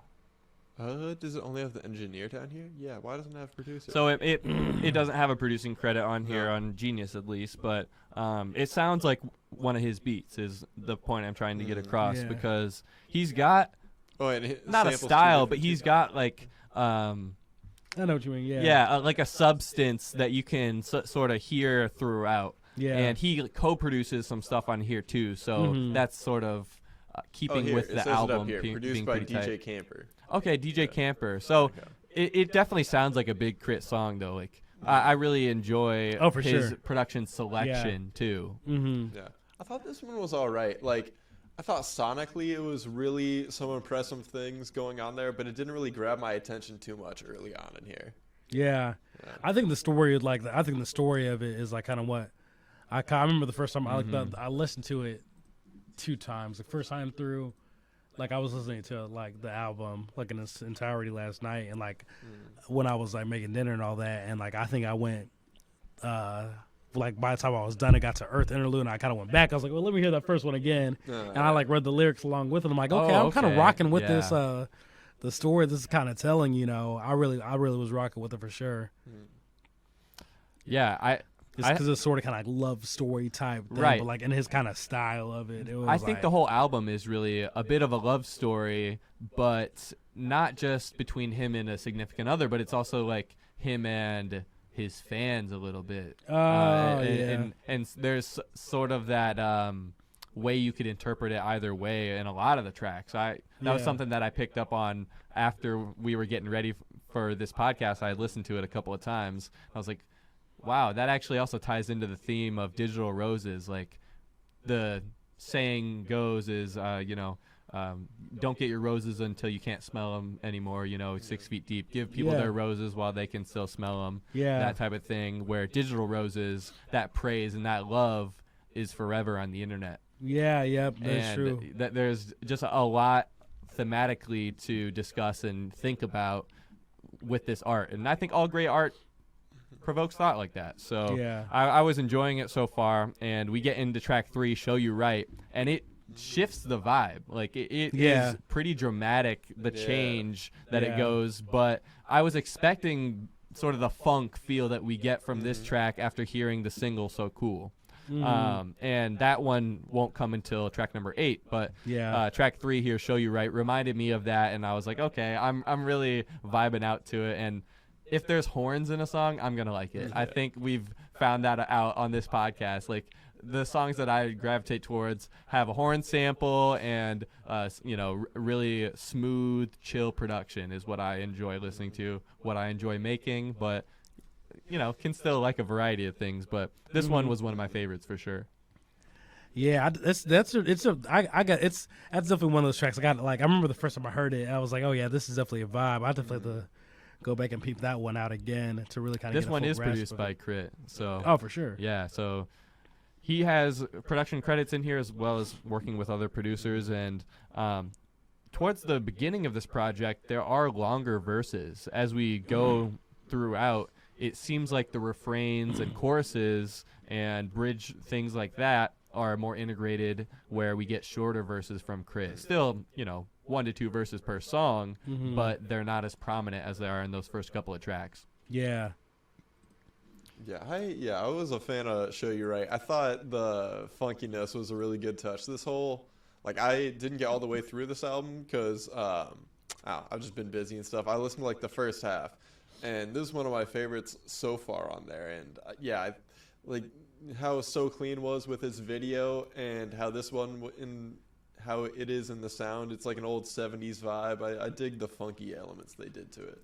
Yeah, but it's still got that contemporary production to it, to where it's really polished and well done. And I think, even though I haven't heard too many people talking about this album, it has been one that I hope more people would take a chance on and listen to. Oh, yeah, for sure. That's part of why we're talking about it here on the podcast today. Yeah. So, yeah, definitely check it out if you are liking what we're talking about it. And I think you'll definitely like track number 4, Road Clean. This was actually my favorite on, it's between this and So Clean of what I've heard so far of what my favorite is out of this, because this one, another super funky one. And when I was listening to this for the first time, was it really, the album as a whole up to this point has a feel altogether kind of like Outkast or Outkast adjacent, Goody Mob, just Dungeon Family in general type stuff. Yeah, I was really getting those type of vibes around this point in the album.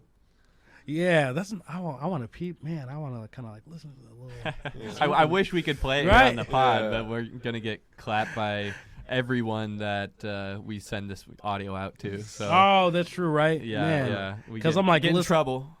I'm listening to all these tracks. I'm man, I listened to this album all the way through, but it's just man, let me hear I gotta remember what that was. The reference before you talk about it. I know what you mean. Yeah, I spun through these again today just to familiarize myself again, and I think Road Clean is one of the high points. I was singing to this one instantly. It's super catchy with "Have You Ever Road Clean" in the chorus there, and it's just infectious. And then K.R.I.T delivers some actual. I enjoyed his bars in here. In a beef with the bumper, cause it scrub when I move, elevated, modulated with the adapter. Now the ride is smoother. Stop and take a picture. That's a shine. You should capture with a flick, a flame. If I was the trunk, it'd bang. I'd be throwing in the game, man. I mean, he has such a smooth style that translates so well onto songs like this. You know what's crazy? The one thing that I remember the most out of this album are the interludes. I don't know what it is about the interludes. I think that speaks to you as a poet. Yeah, and as someone that creates art, in that similar vein where you have instrumentation accompanying and helping out the lyrics that you've got there. Yeah, because we're Road Clean and all that. Where I kind of remember them Earth interlude. I remember when I heard that, I was man, when I heard it, I was man, it's kind of making another shift. This album's making another shift, a really important shift that really had me locked in, for sure. I remember that interlude very well. I really like how he laid those out. Come Out to Play after too. That was, I messed with Come Out to Play for sure actually. Yeah, the Earth interlude was beautiful with how the violin was integrated. Yeah, I was mentioning it before we started the show here, but there's a contributor. Well, no, they produced this one, the Mad Violinist, and they had several credits in this album, and it's pretty cool to see the lyrics pretty much brought to life by that instrumentation. And this one was super memorable for me as well. We do get a break from the music, but it's still keeping us engaged, which I really enjoyed. And he incorporates them through the project just to give you enough time to want another one with how it's structured. So exactly.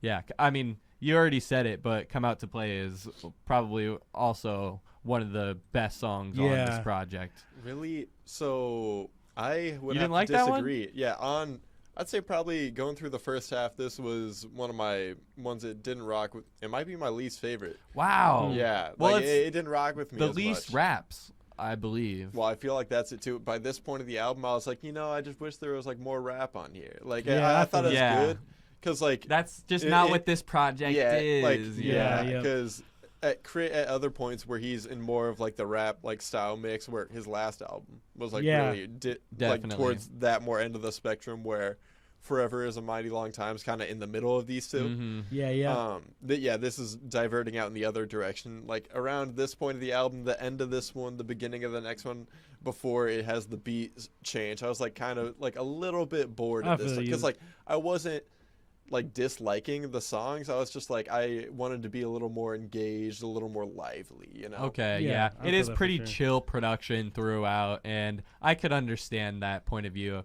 I would just approach it maybe another time and see if it Yeah. resonates I more. feel that Just for give sure. it a little bit of time, and then when you're in a different mood, definitely put it on. Because I But- haven't even listened through the whole thing yet. Like it's Yeah. still very early in the process. Yeah, so Yeah. I mean, you Yeah. don't even know what you're missing out on. We'll tell you a little bit as we get there, but I really liked how Come Out to Play ended with fireworks as Yeah, well. That Yeah, was I agree. That was really Yeah. cool. that I was liked super how cool, that was in and there. it like had a cinematic feel to it as it was building up towards that at the end. So yeah, that one. I think we agree is one of our favorites, but yeah. Al, you got to give it another chance, man. Well, yeah. the one coming up next is one of my other like ones I liked a lot more. Okay, from tell the us first about half. it. Just for you. Just Tell for us. you. This one was more lively. Like it's got a little intro that. Well, actually, it's okay. So that comes back later. So this is the last one I was listening to, and I listened to So Cool because that was the single. Yeah. But the verse on here, he like is really up and at 'em with the fast bars, and it's got a good Yeah. balance to it. Oh yeah, Yeah. a really good balance. I love when K.R.I.T goes into this lane. Like he Yeah. has been known to do this type of style on his tracks, and I think he does it well. He executes it, and you could really just like get into Yeah. it when you're Yeah. listening to it. It's a lot of fun. Now, Just For You was definitely one of those vibes. I definitely rocked with Just For You for that too. Like it definitely, because I get what you're saying with like I kind of went into Digital Royces with that kind of same expectation, hearing raps, then like having this different thing. I was like, okay, well, I'm in the car, like Yeah. we go ride. But like Just For You was kind of like, yeah, like this is kind of like, yeah, I like this. The vibe was definitely, I definitely messed with it heavy for sure. Yeah, and the bars he's saying on here too, like no more hollering at boppers. If they bopping, I can't hang around. We take a picture, IG it, Facebook it, I tweet it just to show the way I'm coming now. Yeah, so yeah. he's sharing his love and doing it for her so that people can see that nobody else should be coming around. This Yeah. is my one and only. So Yeah. respect for sure on that too. So yeah, Just For You was another solid entry for me. I enjoyed it, and he's rapping about giving up his ways of being a player to hold something down. So respect. Yeah. And So Cool, we should definitely take a look at the Yeah. visuals with the video. If it's scroll down there, you can find Wait, it. underneath the down here or No, so it's on the song page, or at least should be. on the So Cool song page. Okay. Yeah, let's take a look at that video if it's linked on there. There we we go. Oh go. yeah, Yep. yeah. Yeah. Yes, that is true. At the Nope. That visual was kind of hot. Yeah, so just keep Yeah. it So just keep it still frame out and just skip throughout. yeah. There we go. The newscast. Yeah, so they're pretty much an old school 70s newscast, and they're doing this song throughout, but making it work Yeah. with these hilarious And costumes. on, Trinidad too. James on the right there in Yeah. a legendary, just tall gold hat, Right. whatever the heck that thing is. Yeah, it's pretty cool. So I think the visuals complemented the track quite well, and this is actually the only explicit track on the entire project. So he doesn't swear except saying ass or something like that. Oh, well, I never caught that. Dang. Yeah, That's so crazy. yeah, I mean, not something you would think about unless you were told. So it is cool that the lead single is the only explicit track, sort of, getting people roped in, and then he gives you a full clean album. Yeah. It's just sort of a fun, interesting idea and thing to do that you wouldn't expect. Yeah. And Crazy, yeah. on a deeper level, this track is talking about aspiring to be cool through material goods and flaunting that status and wealth, but how can I attain that? How can I be as cool as you are? But this song is pretty quick. It's only two choruses, 2 verses, super fast, and over before you know it. But another really soulful, funky vibe for sure. Yeah, I rocked with So Cool. Next up is Water Interlude, and this is another great spoken word piece, continuing to tie the themes together, and we're getting elements here if you didn't otherwise understand that. So we got fire, earth, water, and wind, and so water here is, let me pull it up for myself so I can read it. So he says, this is water, like water, the purest form of it all, as we reflect on the tears that form rivers in our interactions, the dewdrops of love that watered our passion. The flame dies, the ground moves, the wind blows, but let that positive hydration be our caption. When we film, when we take pictures, with or without each other, with or without filters, forever original, because digital roses don't die. So I was just continuing to enjoy how he adapted it as we continue to track number 10 on here, which is Boring. I thought this was a funny one. Yeah. I wasn't expecting a track like this on here. I did appreciate it for that for sure. I like Boring. It was kind of like a fun, like, unexpected break. Yeah, I liked it. And obviously he's touching on his relationship throughout the project, but he's expressing how he feels like he's the boring one in the relationship, even though he's an artist and musician who's performing and gets on stage and does all that. I wouldn't call that boring per se.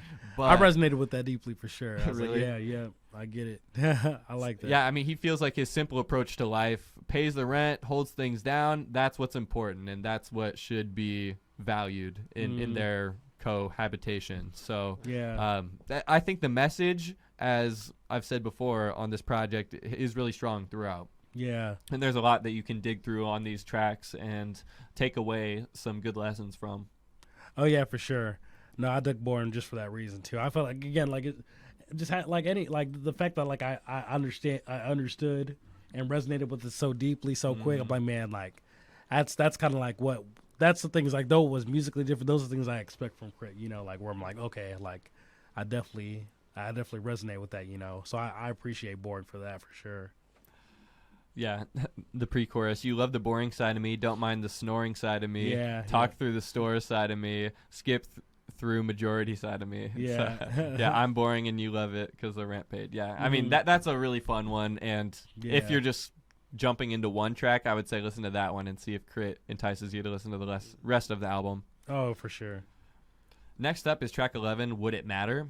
And this one talks about material items as well, sort of like So Cool. And it's more on his fears and, what he thinks his significant other would like. Would it matter if he can't attain that? Is this something that you could live without, or is this something that you need to be sustained in our relationship? So Would It Matter was another good track, but what do you guys think about that? What It Matter, that was kind of like one of those tracks, like I enjoy, like I was a passive fan of it, I guess, like in the sense of I listened to it and like I thought it was dope, but nothing really like gravitated towards me about it. But mind you, like I think like when I listen to it for like a third or fourth time, I'm gonna like, definitely kind of like rock with it. But it's like nothing really like grabbed me about What It Mattered on this this first listen of it. Really, actually, did you didn't even I don't know. I heard this one. Yeah, so we'll just spin through these last couple of tracks, but I did like how he sort of melodically approached this one. It was very he was very much singing on this one. Yeah. And he does that a lot in this album, which I enjoy. But just continuing with the subject matter side of things, I think Generational Way Down is one of the more impactful tracks on the entire project. Yeah. It really gets into some deep space with him saying, apples might fall from trees, but what if they're a chip off the old block? What if I pass it down? So worrying about I did right, yeah. his sins and his faults, and what if my child becomes just like me? And that's a really human fear and a human thought process to go through if you're going to become a parent. Yeah, no, that's one of the like it's general like generational and way down is definitely one of the ones I resonated with too, just for that same thing. Because I feel like this is something I'm always thinking about. I was talking to a friend about just the whole ism of generational curses. So the fact that he talked about it and like his fears of it, again, it was one of those ones like boring where I kind of was like, man, like I get it, you know. I definitely resonated with generational for sure. Definitely resonated with that one. Yeah, what if our love divides? We break it off at 9. My baby holds me tight. I have to say goodbye. I'm scared they'll see. I'm scared they'll repeat me. So, yeah, super impactful. And I appreciate when K.R.I.T gets into conceptual writing like this. Yeah. Because he's not always the most conceptual writer, or the type of artist that'll do something like that, where this project really was him stepping into that lane. Especially with how the interludes and everything were written and structured out, I think he executes it really well. And next up is Wind Interlude, produced by the mad violinist again.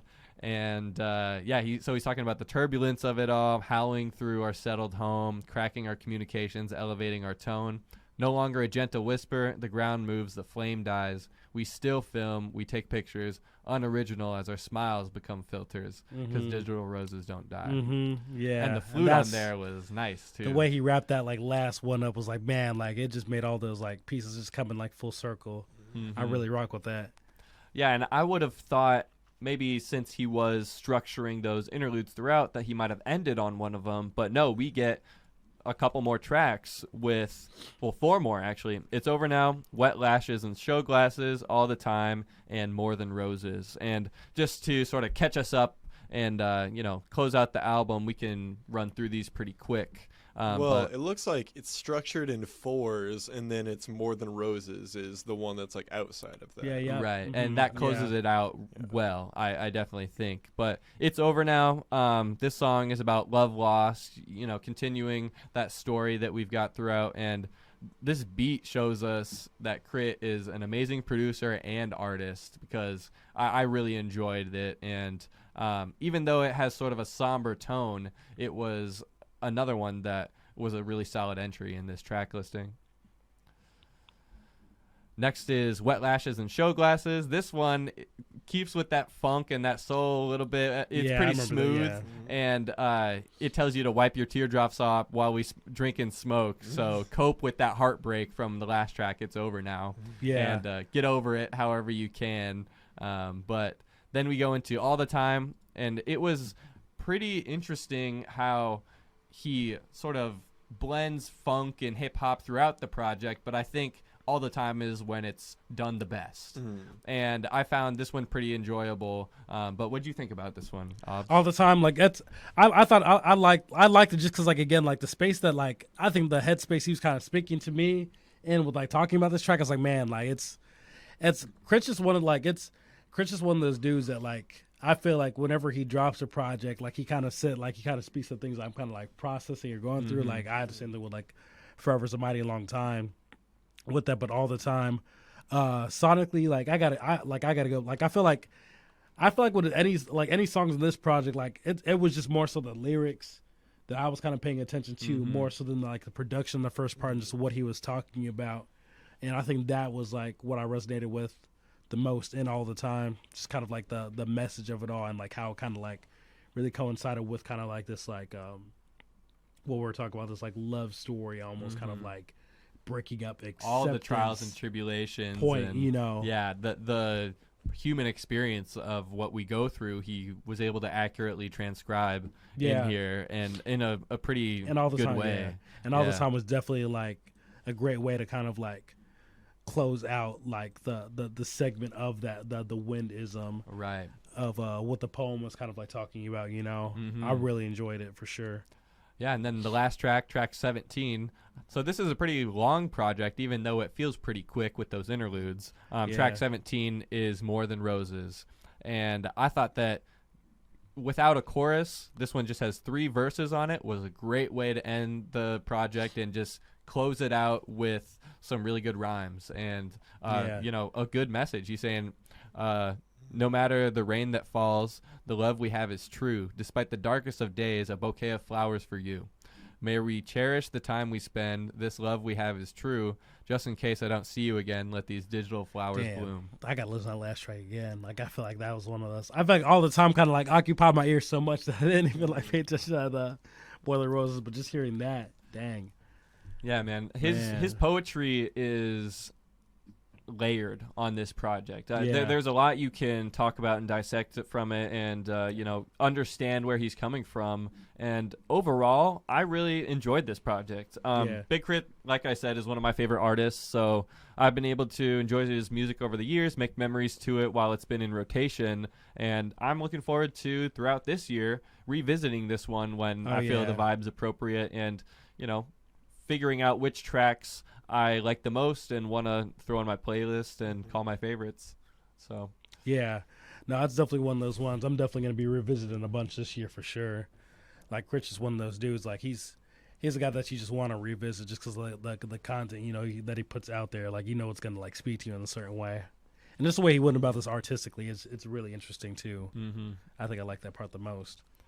So we have a bit of an interesting rating system here. We don't do 1 through 5s. We do a tiered rating system from throw it out, wouldn't skip, playlist, recommend, and then on repeat. And so I would recommend this if you've listened to K.R.I.T before. If you haven't listened to him before, I would maybe check out a couple of those songs that we recommended out and see about putting them in your playlist. But if you've listened to Big K.R.I.T or know what his artistry is about, I definitely recommend taking a listen to it. But what do you think, Aubs? I definitely recommend for sure. It's definitely a recommend project for me just again because of the creative that Big K.R.I.T is. Mm-hmm. Like production, I think all of that, like, it's kind of like it speaks for itself. Like, he's always been a dude who was like on top of like the production that he chooses and all that, but just skilled. Like just the style aesthetically with like how he kind of goes about conveying stories with like his kind of style, like linguistically and all that, but just even just like the content in general, like the story of this whole project with how it kind of lays, that was just dope. And him like interwoven this like poetic aesthetics to it. Like, I definitely recommend it for sure. Yeah, I'm excited to jump into it for some full listen throughs because and like now that I know that it's more of a funk soul type vibe, that I'll be like in the mood for that when I'm going into it. Because like I still listen to a lot of that type of music, but I just was expecting hip hop when I was coming in, so I was like a little shaken. Yeah. So yeah, I'll have to definitely give it a few more listen throughs of just being in that mindset now. Yeah. No, I definitely feel that for sure. Well, and you were jumping from Earthgang, Ghetto Gods. I was listening to Earthgang, and then I went to listen to that. I was like, oh, what? Yeah, you flip-flopped from the order that we're going to be reviewing them here today. So the next album we have to review on this episode is Earthgang, Ghetto Gods. And this was something that I was anticipating. They had actually changed the release date of this after struggling to get some samples cleared, and then we finally were able to get it there at the end of February. But overall, as we jump into it, I was expecting a continuation of what we saw in the Dreamville project. They've had also the Spillage Village album since their last release, Mirrorlands. So we've gotten some music from them. We've heard their development, and I was excited. And so the first track, The Glow, we get into it, and that's pretty much just a little bit of an intro. They got 2 Chainz doing the intro. I didn't even realize that until just now. Dang, I didn't. Dang, what? Because it didn't say featured on there or anything. Like, it just came out. I was like, wait, this is 2 Chainz. I was like, insane. I didn't realize that. Dang. See, you recognized his voice before we did. Yeah. Oh, seriously.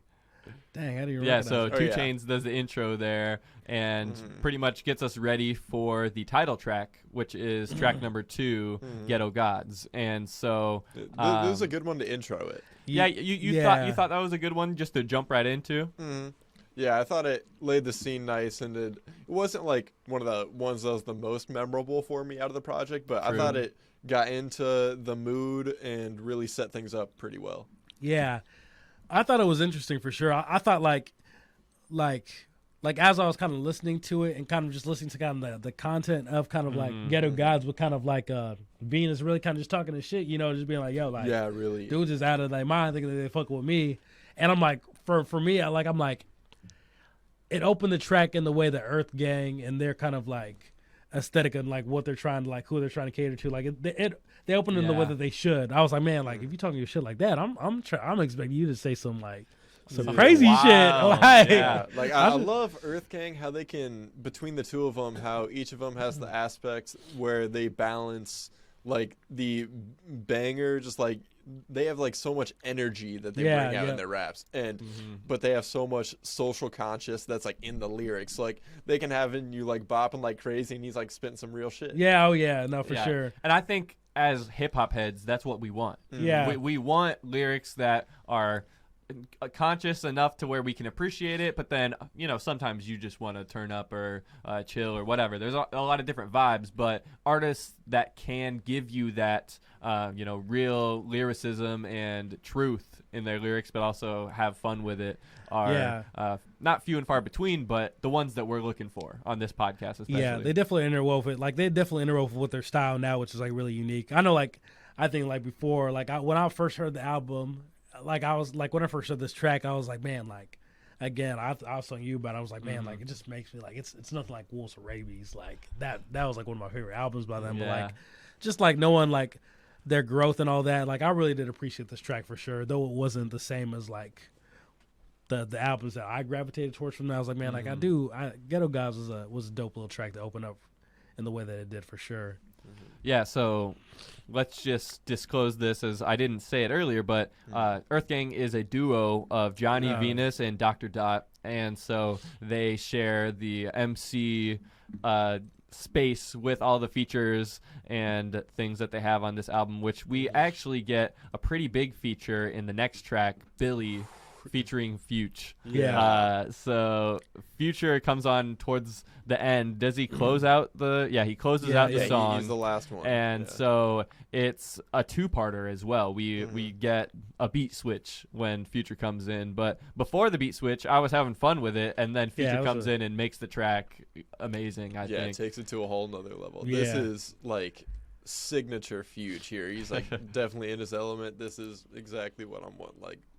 He did it. He did his thing. Now Billy was a vibe. It was definitely a banger. That was definitely a vibe for sure.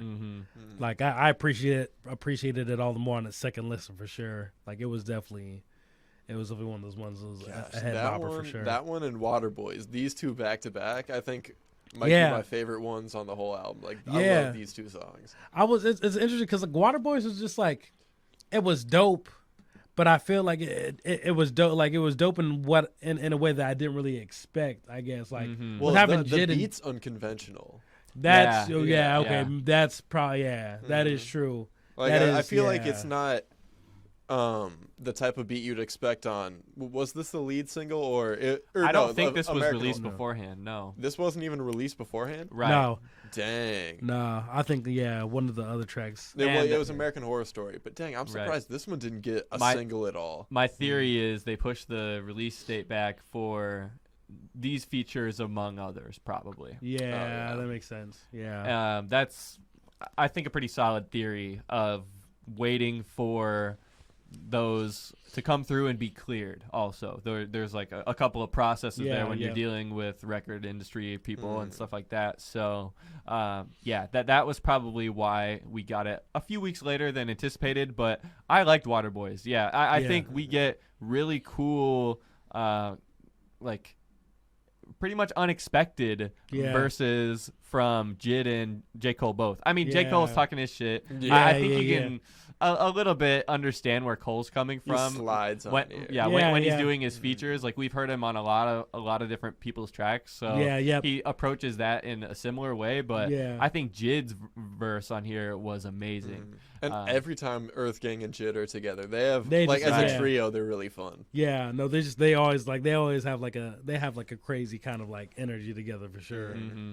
Yeah, I mean Dreamville's doing it right with putting these dope artists together, and it just is cool to see that people are supporting each other on their albums as well. Yeah. I'm hoping that was an original intention and not just something where like, oh, obligatory J. Cole feature, so I get clicks on this or something. You know, I hope that's not the case. I hope it's intentional and organic in that creative process. Oh yeah.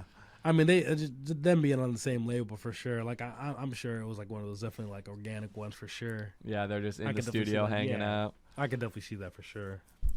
Next, we get the first skit of the album, Hey Boo, Hey Boo, and that's track number 5. And it's actually DC Young Fly in this one. Dude is funny. Yeah, Dude is a it's just a character. pretty fun joking track. Just, hey, boo. Yeah, He's right. about to pick up the phone, whatever. It was a funny little one in between here. Mm-hmm. Yeah, just a silly monologue about, you know, trying to be booed up. Yeah. That's the goal, right? Yeah. At least for a lot of people. But yeah, he's a little bit code switching there too, from how he's talking to his friends versus hey. That's like the punchline to it, you know. Yeah, it definitely is, and that brings us to one of my favorites Amen. from the entire project, which was big time. Amen. Amen was fire. I did like Amen a bunch. Yeah. Amen And was it's definitely so fire. cool how, like, you've got the Music Soul Child feature and the Music Soul Child sample together on there. Yeah, yep. And that sounds like so Yeah. cool, where it's like kicking back to the old song in the background, then you hear his voice now on there. Yeah. And it's really cool. No, I thought that was super dope too. I thought that was super dope. Like it was a good little track for sure. I really enjoyed that one. It was a good way to kind of follow up that skit. Right. Well, he's Really. saying, "Get down on your knees for me." Yeah. Johnny Venus is. Yeah, Yeah. this Well, one's getting towards a Baby Maker type vibe. Yeah. It's funny because like when I heard that, I'm like, okay, where's this going? But then like it kind of was like it's and what he kind of like obviously it's one of those like double meaning type joints. Right. And, like True. what it kind of like entails. I'm like, yeah, I rock with that. You know, I really rock with that. You know.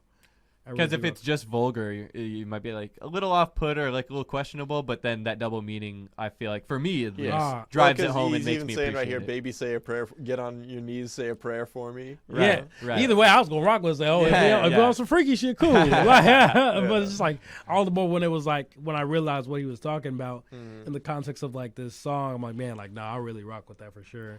Yeah. You know, it's one of those things. It's definitely like one of those like tracks from like a concept that like I feel like is definitely like one that definitely is different. You know, I really did dig it. And they got a lot of Music Soul Child vocals on this too. Like he Yeah. does the bridge, he helps out with the chorus, yeah. he does he's you know all the over end it. of the song. He really contributes a lot. Obviously gave the sample from his classic track on there as well. So which one is it? I yeah, need to see. what sample is that 'Cause exactly? it's one Good that's question. in my.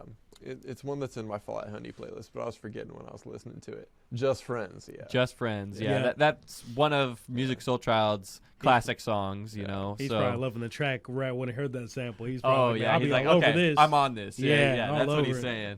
So that leads us into track number 7, All Eyes on Me. Yeah, And I remember before the show you said this was one of your favorites. that was one of my favorites for sure. Mhm. I like this one. This one didn't stick out crazy to me. This one that I like. Really? There's not a single one on here that I didn't enjoy, but this one was solid. But it wasn't one that I'm walking away. It's like, oh, I got to listen to that one again. Yeah. This was definitely fit in well and carried along pretty good.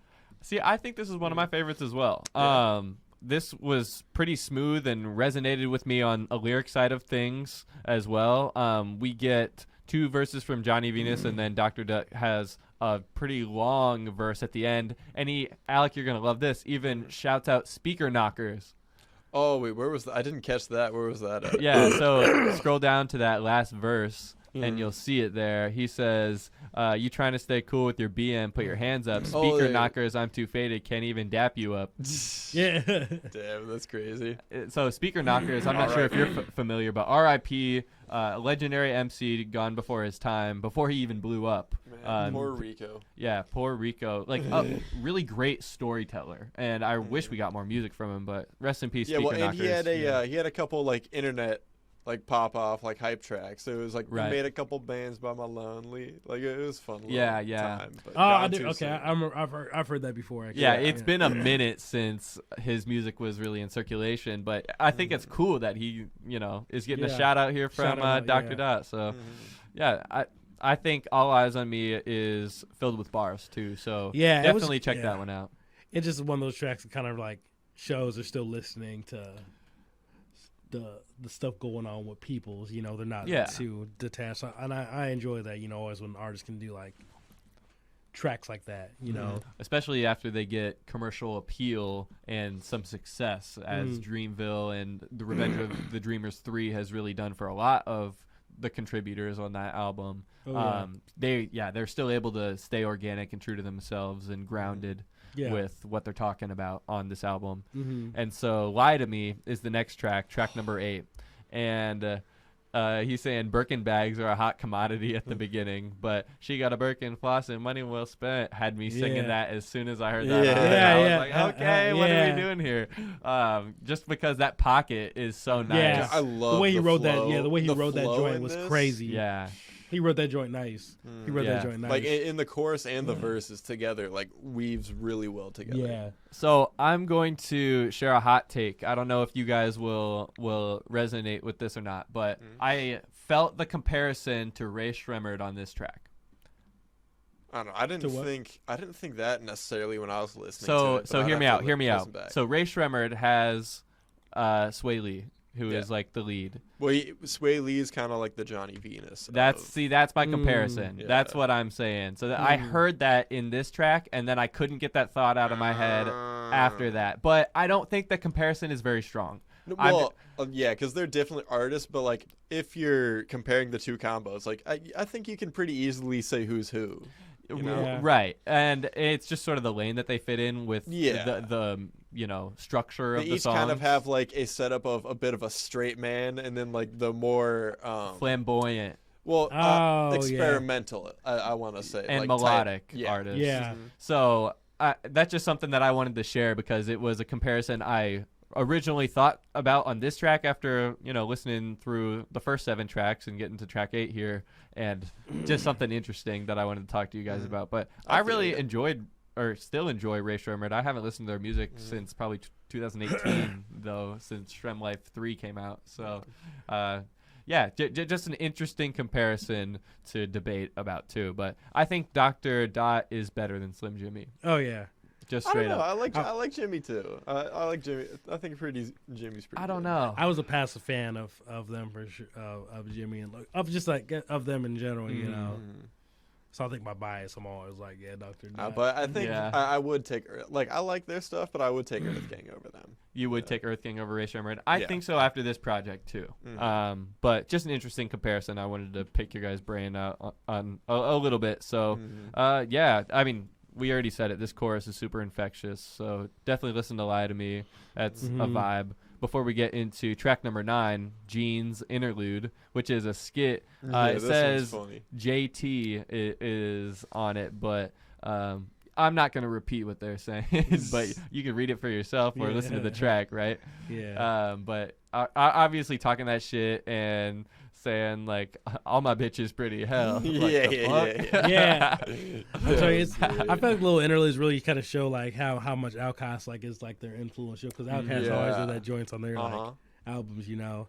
It was definitely nostalgic in that. I was like, I could definitely see that like little Outkast influence for sure with them little skits. And the skits are really world building and setting the scene. They're not contributing exactly to the narrative, but it's sort of giving you different pieces of what's happening in the community that they're representing here, and what they're trying to get across in their music. So funny interlude that leads us into Black Pearls.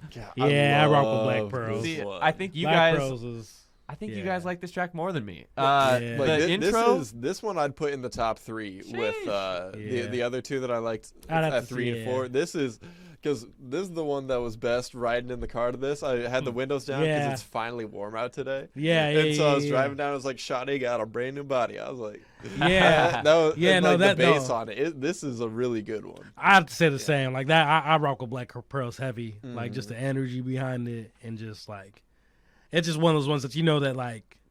That Shorty's like listening to this one, like definitely rock with exactly. And maybe that's why I didn't love it. I don't know. Like, come on. The beginning I fucked with. Like they can run back to their Pro Tools sessions after they hear this. I was like, okay. You're saying that. Yeah. Like as soon as that first part that Johnny Venus does, and the beat switches, and then we get the chorus, Mhm. I was sort of like disappointed. Yeah, and maybe I that's feel just off my first couple listening feel to it and wishing, like yearning for more of that first part. 'Cause Yeah, that energy because was. you're wanting a different song. You can't really Yeah. appreciate what's there as much. you Yeah, know? so maybe my perception of it's Gosh, and I just love tainted. The but feature, Baby Tate, she comes on here. She kills her. Baby verse. Tate's she fire. slides She on this. kills Yeah, her. Not Baby gonna Tate's lie. fire. Yeah, she's definitely probably the best part of the track. Yeah. Honestly, like the chorus is catchy enough, but yeah, she talks her shit on here and has some bars too. Yeah, no, she's fire. Yeah, She's super I fire. haven't heard of her She- before this, so I enjoyed her perspective. She was on one. this. She was on Jid's. She was on Jid's surround sound a little bit for maybe Okay. like 4 or 5 bars, Okay. just on some singing shit. Yeah. So maybe from the A, who knows much about Mhm. her background, but Mhm. if she's collaborating with Dreamville, who knows? Yeah. Down there working. So good on them. Yeah, pretty cool how they rounded it out at the end there as Yeah. well. Because she was, Baby Tate, yeah. she was saying, got her on the chorus. yeah, well, Well, how Her she kinda- ends her her kinda verse like- and yeah. gets her. yeah, her sort of not Yeah. disclaimer, but like a point at the end there Yeah. where she was saying, shout out to the people being natural, and me criticizing the track. I'm like, that's a contradiction, but I understand she's trying to show love and Yeah. also say, there's not one better option. Yeah. Everyone can exist and accept each other and enjoy what they enjoy. So I think Yeah. that's totally cool and Yeah. a good way to round out the track before we get into Neezy's Walk, track 11. And so, what did you guys think about this one? This was a spoken word piece Yeah. that Yeah, yep. was pretty Yeah, deep. yep. I thought. Mhm. Yeah, I did like Neezy's Walk. I did like, again, like just me being like a spoken word head. Like I really did like. I rock with that for sure. It was placed in an interesting place in the project. Right. That's why I was kind of thinking, like, wow, like it's Yeah, an 'cause interesting. it's right between two like heavy hitting songs, really. Yeah. Black Pearls and American Horror Story, Yeah. the lead single from the project. Like so some upbeat stuff with like some real talk right between it. yeah, and this is Lene Vinay delivering this piece here, saying the colonization was always in the framing of the 3 little pigs, but they made the wolf dangerous and weaponized the wind. That's just the ending piece of it. So Yeah. I She- thought yeah. that poetry was really cool, but interesting how they threw it in there in between those more high energy tracks. It's one of those things. Like it's cool. It's dope to see like these artists kind of like really interwove poetry with their stuff. Right. All the more reason to listen to these poetry tracks where I drop them to smoke. Yes, sir. Yes, sir. No, but I thought I rocked with that. I really did rock with that for sure. It was just in a really interesting spot. Like again, like this is just my creative brain of like being like I don't think I would have put it there, but like it's regardless. Like I really enjoyed like them putting like some poetry there in some type of way. It made sense. It made sense with the whole album. Right. Actually, it made sense with the whole album, like the concept to try and go for with Ghetto God. So I really rock with that heavy. Well, and especially talking about colonization right before we get into American American Horror Horror Story. Story. Yeah. That's- yeah, It, yeah. I it feel maybe like was it was like it led into the next track. Yeah, it was Yeah. maybe more of an introduction into this one than it was connective tissue. And for it the kind both. of places like what those skits have kind of been playing, Right. almost, world building and letting you Yeah. know different things that are happening around them and what they want to platform on their album, obviously. Actually, now I think about it, because then Power After too, like was when that kind of does True. follow that. Yeah. It does. Yeah, actually, it does Yeah. make sense. Yeah. to get I in that take more that back. conscious I take lane that towards back. the end of the so I take that back. So that Yeah, and it- insert there at track 11 for Neezy's Walk sort of gives us that more conscious lyrical Yeah. space towards the end of the album. So yeah, well, it's pretty good I intro think it's for that. just looking at it, it's kind of funny how it's set up, because you have American Horror Story and Power, which are getting to like the political, social, historical type stuff, and then you have like Zaza and Smoke Some, which is like the smoke break, Yeah. and then Yeah. Strong Friends and Run 2, which is like back into that stuff with Yeah, like the yeah. other like social issues it's talking about on here. Yeah, Smoke. Mm-hmm. Yeah, Smoke Some was definitely. I feel like Let's not get ahead of ourselves. yeah, 'cause yeah, I got yeah, thoughts yeah. on American I was Horror just Story talking and about the Power. Oh yeah, Story. we super jumping. Yeah. But so American Horror Story was the lead single from the project, Yeah. and so it's touching on how America has And I think whitened it out. has some of the best bars of the whole project. Oh, definitely. Yeah, that's it did for sure. Speaking on how America has whitened out the sins of their past and hiding the horror of reality, and how things actually unfolded with a lens of today, where I think over the last 20 years, it has, from a perception, gotten a lot more critical on the United States. Yeah. I'm not going to say that there wasn't counterculture before, because there obviously was, but from a mass media perspective, they never cover that. So the internet being a thing has, made all of that knowledge and word available to learn about. So, they're touching on some pretty important stuff here, saying, I mean, for real, all this money we got, and we still can't help Flint. Don't get me wrong. I still pull up to Lennox and floss on a bitch. I remember that one. That was deep. Okay. Yeah, it was another real. one from Dr. Dot's verse here. Some of y'all so woke, it's ironic. You really be ignorant because of your knowledge. Look down on your brother because you went to college. That was tough. I felt that too, because, I mean, obviously, as someone who's college educated, it's tough to navigate some spaces where people will think you feel some type of way about your education, where it's just I feel it, something in your repertoire. It's not like you're positioning yourself above someone. I've had really awkward conversations with some of my old friends even that didn't go to school and I did, and it's just like, man, we're on different paths right now, but it doesn't mean we can't still be friends, Yeah, so. I feel like a lot of my homies didn't go to college. I'm like probably the only one out of them that went into graduate. So it's the thing. Like I get it, cause it's the thing. Cause for real, I don't even bring shit up. Like I'm always just it's almost like I ain't even went. So I definitely that definitely spoke volumes for sure. Yeah, and so American Horror Story, pretty cool track, the lead single there, but it leads into Power, which has some pretty A-list features from CeeLo Green and Nick Cannon. That was interesting. This is one of the ones I was most excited for, just seeing the track list, because I was like, dang. I was like, how's that going to work out? CeeLo and Nick Cannon. And then Nick Cannon, he's just talking on here. He's not doing any music stuff. Kind of giving his commentary, No, I rocked with Power. Power was actually dope. I actually rocked with Power heavy. Actually, it was funny. I wrote this down. It was one of the first things I was thinking when I was listening to it. CeeLo's verse reminds me of how you rap. Really? CeeLo's verse on here, I was like, oh, this reminds me of how Aubs raps. Dang, I gotta listen to that again. That's crazy. Okay.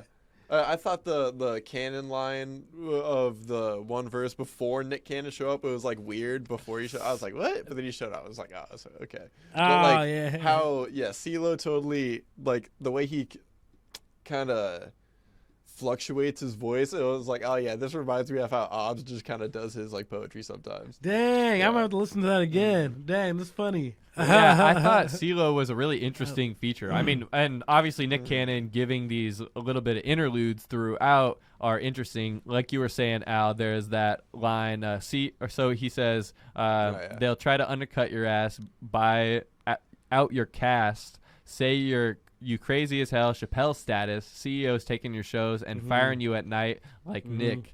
That's a cannon blast. So, I mean, that's a bar there, but then Nick Cannon comes in and you hear him talking. Yeah. But one thing that I got to call out from Nick Cannon, he said, you know what's the wild shit? I just named my daughter Powerful. Yeah. And I was like, probably not the best time to be talking about your kids, Nick, but I know they're your whole life now, because he just had 7 kids last year or something insane. Yeah, I remember hearing about that.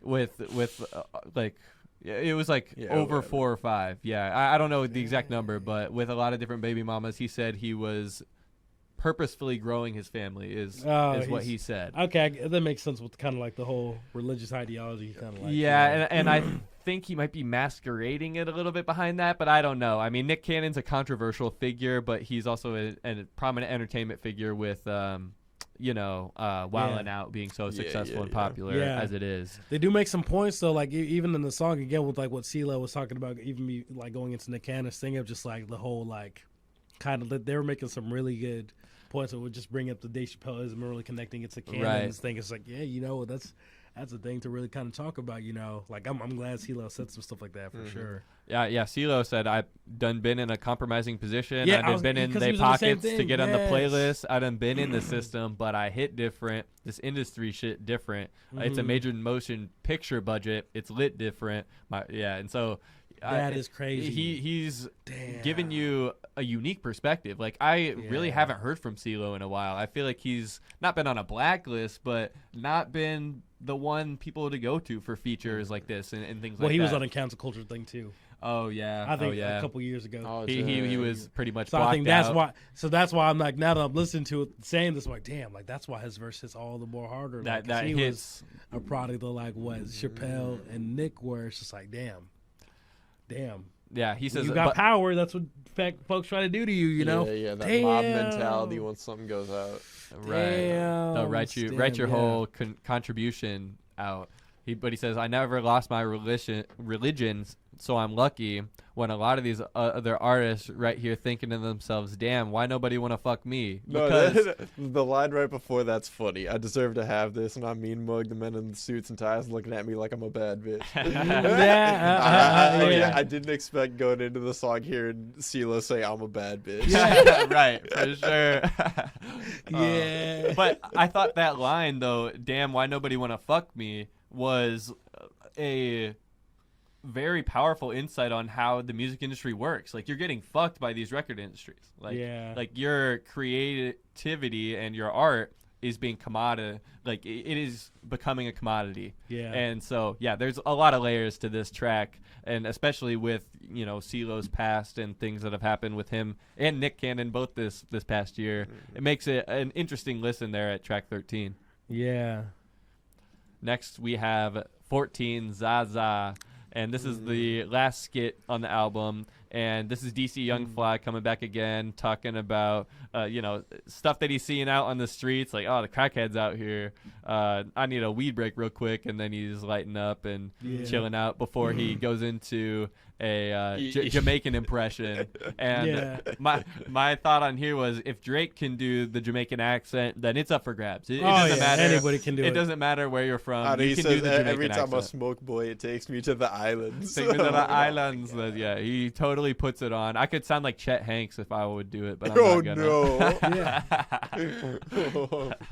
So, yeah, I just thought that it was pretty funny little skit before we got into Smoke Some. And definitely the smoke break in the album, you know. It's taking a break from that more conscious lane that we got into and talking about, you know, enjoying that weed. So more power to him, right? Yeah, and I think this one was a really fun one. I want to listen to this one with people. I feel like it will be, I enjoyed it on my own, but it'll be, or wait, did that just die? Yeah, but don't stop recording because it's okay. Yeah, because you can just reach. Well, because the camera never cut out for the video because you're on camera. True. Okay, go ahead. Yeah, I feel like this one was fun on my own listening to it, but it'll be even better listening to it with other people because the chorus and everything is like all that chanting type. It feels like it would be a good one that is like not challenging. It's kind of like easy breezy. I feel like this would have a very wide appeal to it. Yeah, I think this is definitely one that's better with people for sure, and that you could just hang out to and, you know, roll something up and just chill out. That's what this track is meant for, from what I'm understanding. Some quick little verses, you know, still some conscious lines in here. But and even at like a concert, I feel like the in my name, right. like that could be really fun. I didn't really care for Smoke Some, really. Honestly. Really? I thought it was kind of like, I think so. I don't know. Like for me, like smoking songs, for me, like I feel like because like, how do I say it? Like I feel like they've all kind of followed like a similar formula. And I guess with smoking, like what more can you talk about? I guess, but it's just like, man, like it's just kind of like. Making a very simple thing complex and all. And I guess maybe I shouldn't say it shouldn't be complex, but it's just like, man, like it's. I guess like with the narrative, that's more so what it was. That was like took you out. I get the whole like kind of taking a break from the conscious narrative, but it's just like, why not keep going? Like, why do we need a break? You know, like. But I get it from the standpoint of like if somebody was listening to it and just knowing like the listener, like they would enjoy it. But I'm kind of like, I was kind of just like, it was all right, you know. It was kind of like, I don't know. Yeah, it wasn't my favorite track on the album for sure, so I can understand where you're coming from, but I thought it was just a nice little vibe. The beat was pretty smooth too, just relaxed out. But I was really looking forward to after my first listen through, once I was revisiting the album, getting back to this track, number 16, Strong Friends. Yeah, And I this rocked with one really is Dr. Dot's song. Like, he does the intro, chorus, and gives us a pretty good verse here at the beginning before Johnny Venus comes in, and then you get an instrumental break before the chorus then rides back in. And I thought that was really smooth how they brought it back. I like that a lot. I did like that for sure. Yeah, I feel like this one could be really popular too. The hook, the check-in on strong friends. Like, I feel like this could be really popular. Kind of like, it reminds me, thinking of it now, it reminds me a little bit of Self Love off the Dreamers album. Okay. Yeah. The Ari Lennox one. It kind of reminds me of that. Dang. Yeah, it does. That's a pretty good comparison. Because they're both like hitting on like important like self-growth and like kind mental of health stuff. Yeah. Yeah, I thought the refrain on this one's pretty catchy, and the message throughout is pretty good, too. You definitely should check on the people that you don't normally check on, or you wouldn't go out of your way because they are that strong person that, normally has it all together. They still deserve to be checked in on and looked at, and, make sure that they're doing all right. As a friend, that's what the least you can do, right? So especially these last 2 years, man.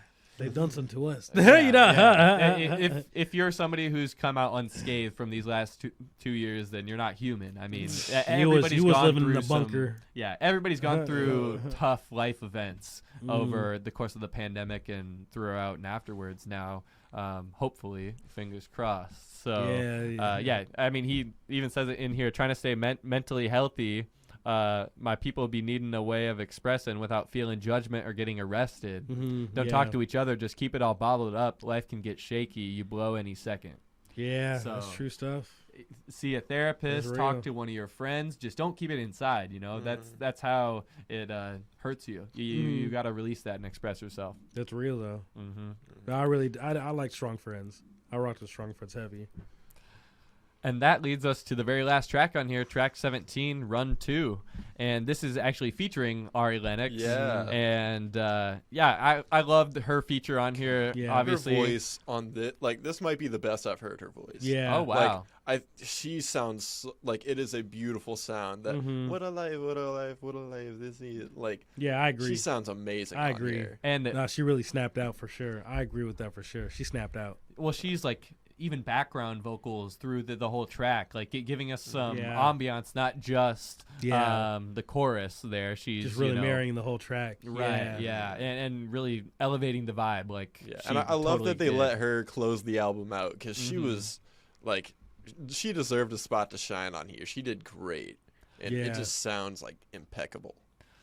Yeah, and one thing that we should shout out is an artist that I actually was able to take some pictures for, and they were out here in the Quad Cities. AMI recently performed with Ari Lennox. She was on the keys. Oh yeah, Ami, Ami.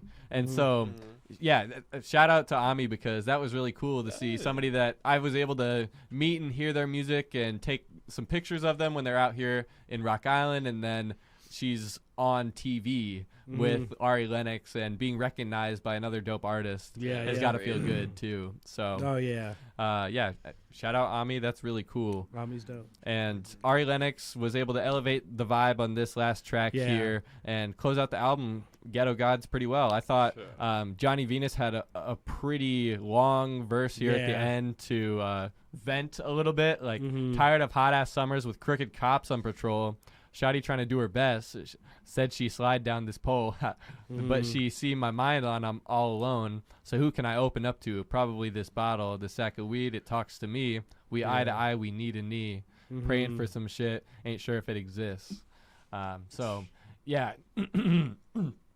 Still getting some pretty deep lyrics throughout the album, but I feel like it welcomes that towards the second half and really closes out on that feeling. And I overall really enjoyed this project, but compared to their last projects, I'm not sure. I feel like the Spillage Village album I enjoyed more than this one.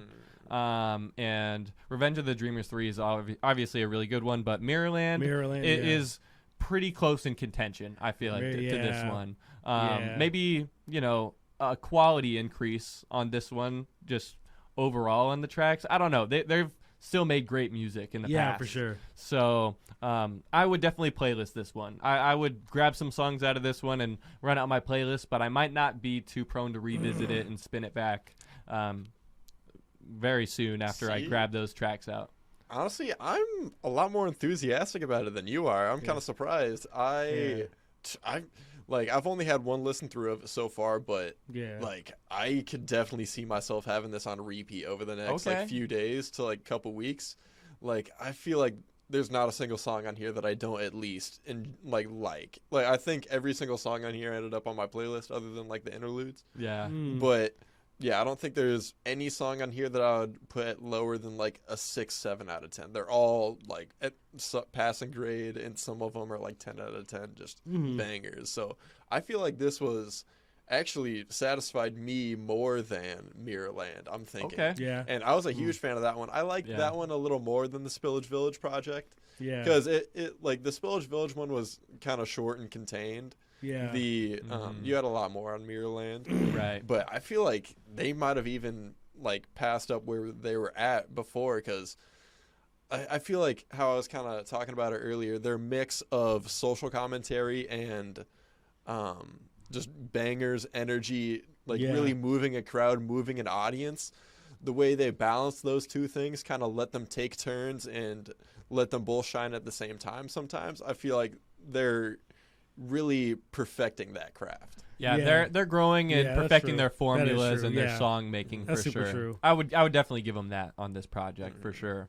Yeah, it definitely is like I know that I'm gonna return to the project a couple times, just to kind of get the full like see how it all feels all together. Because like I've listened to this project 2 times, like completely over, from like top to bottom.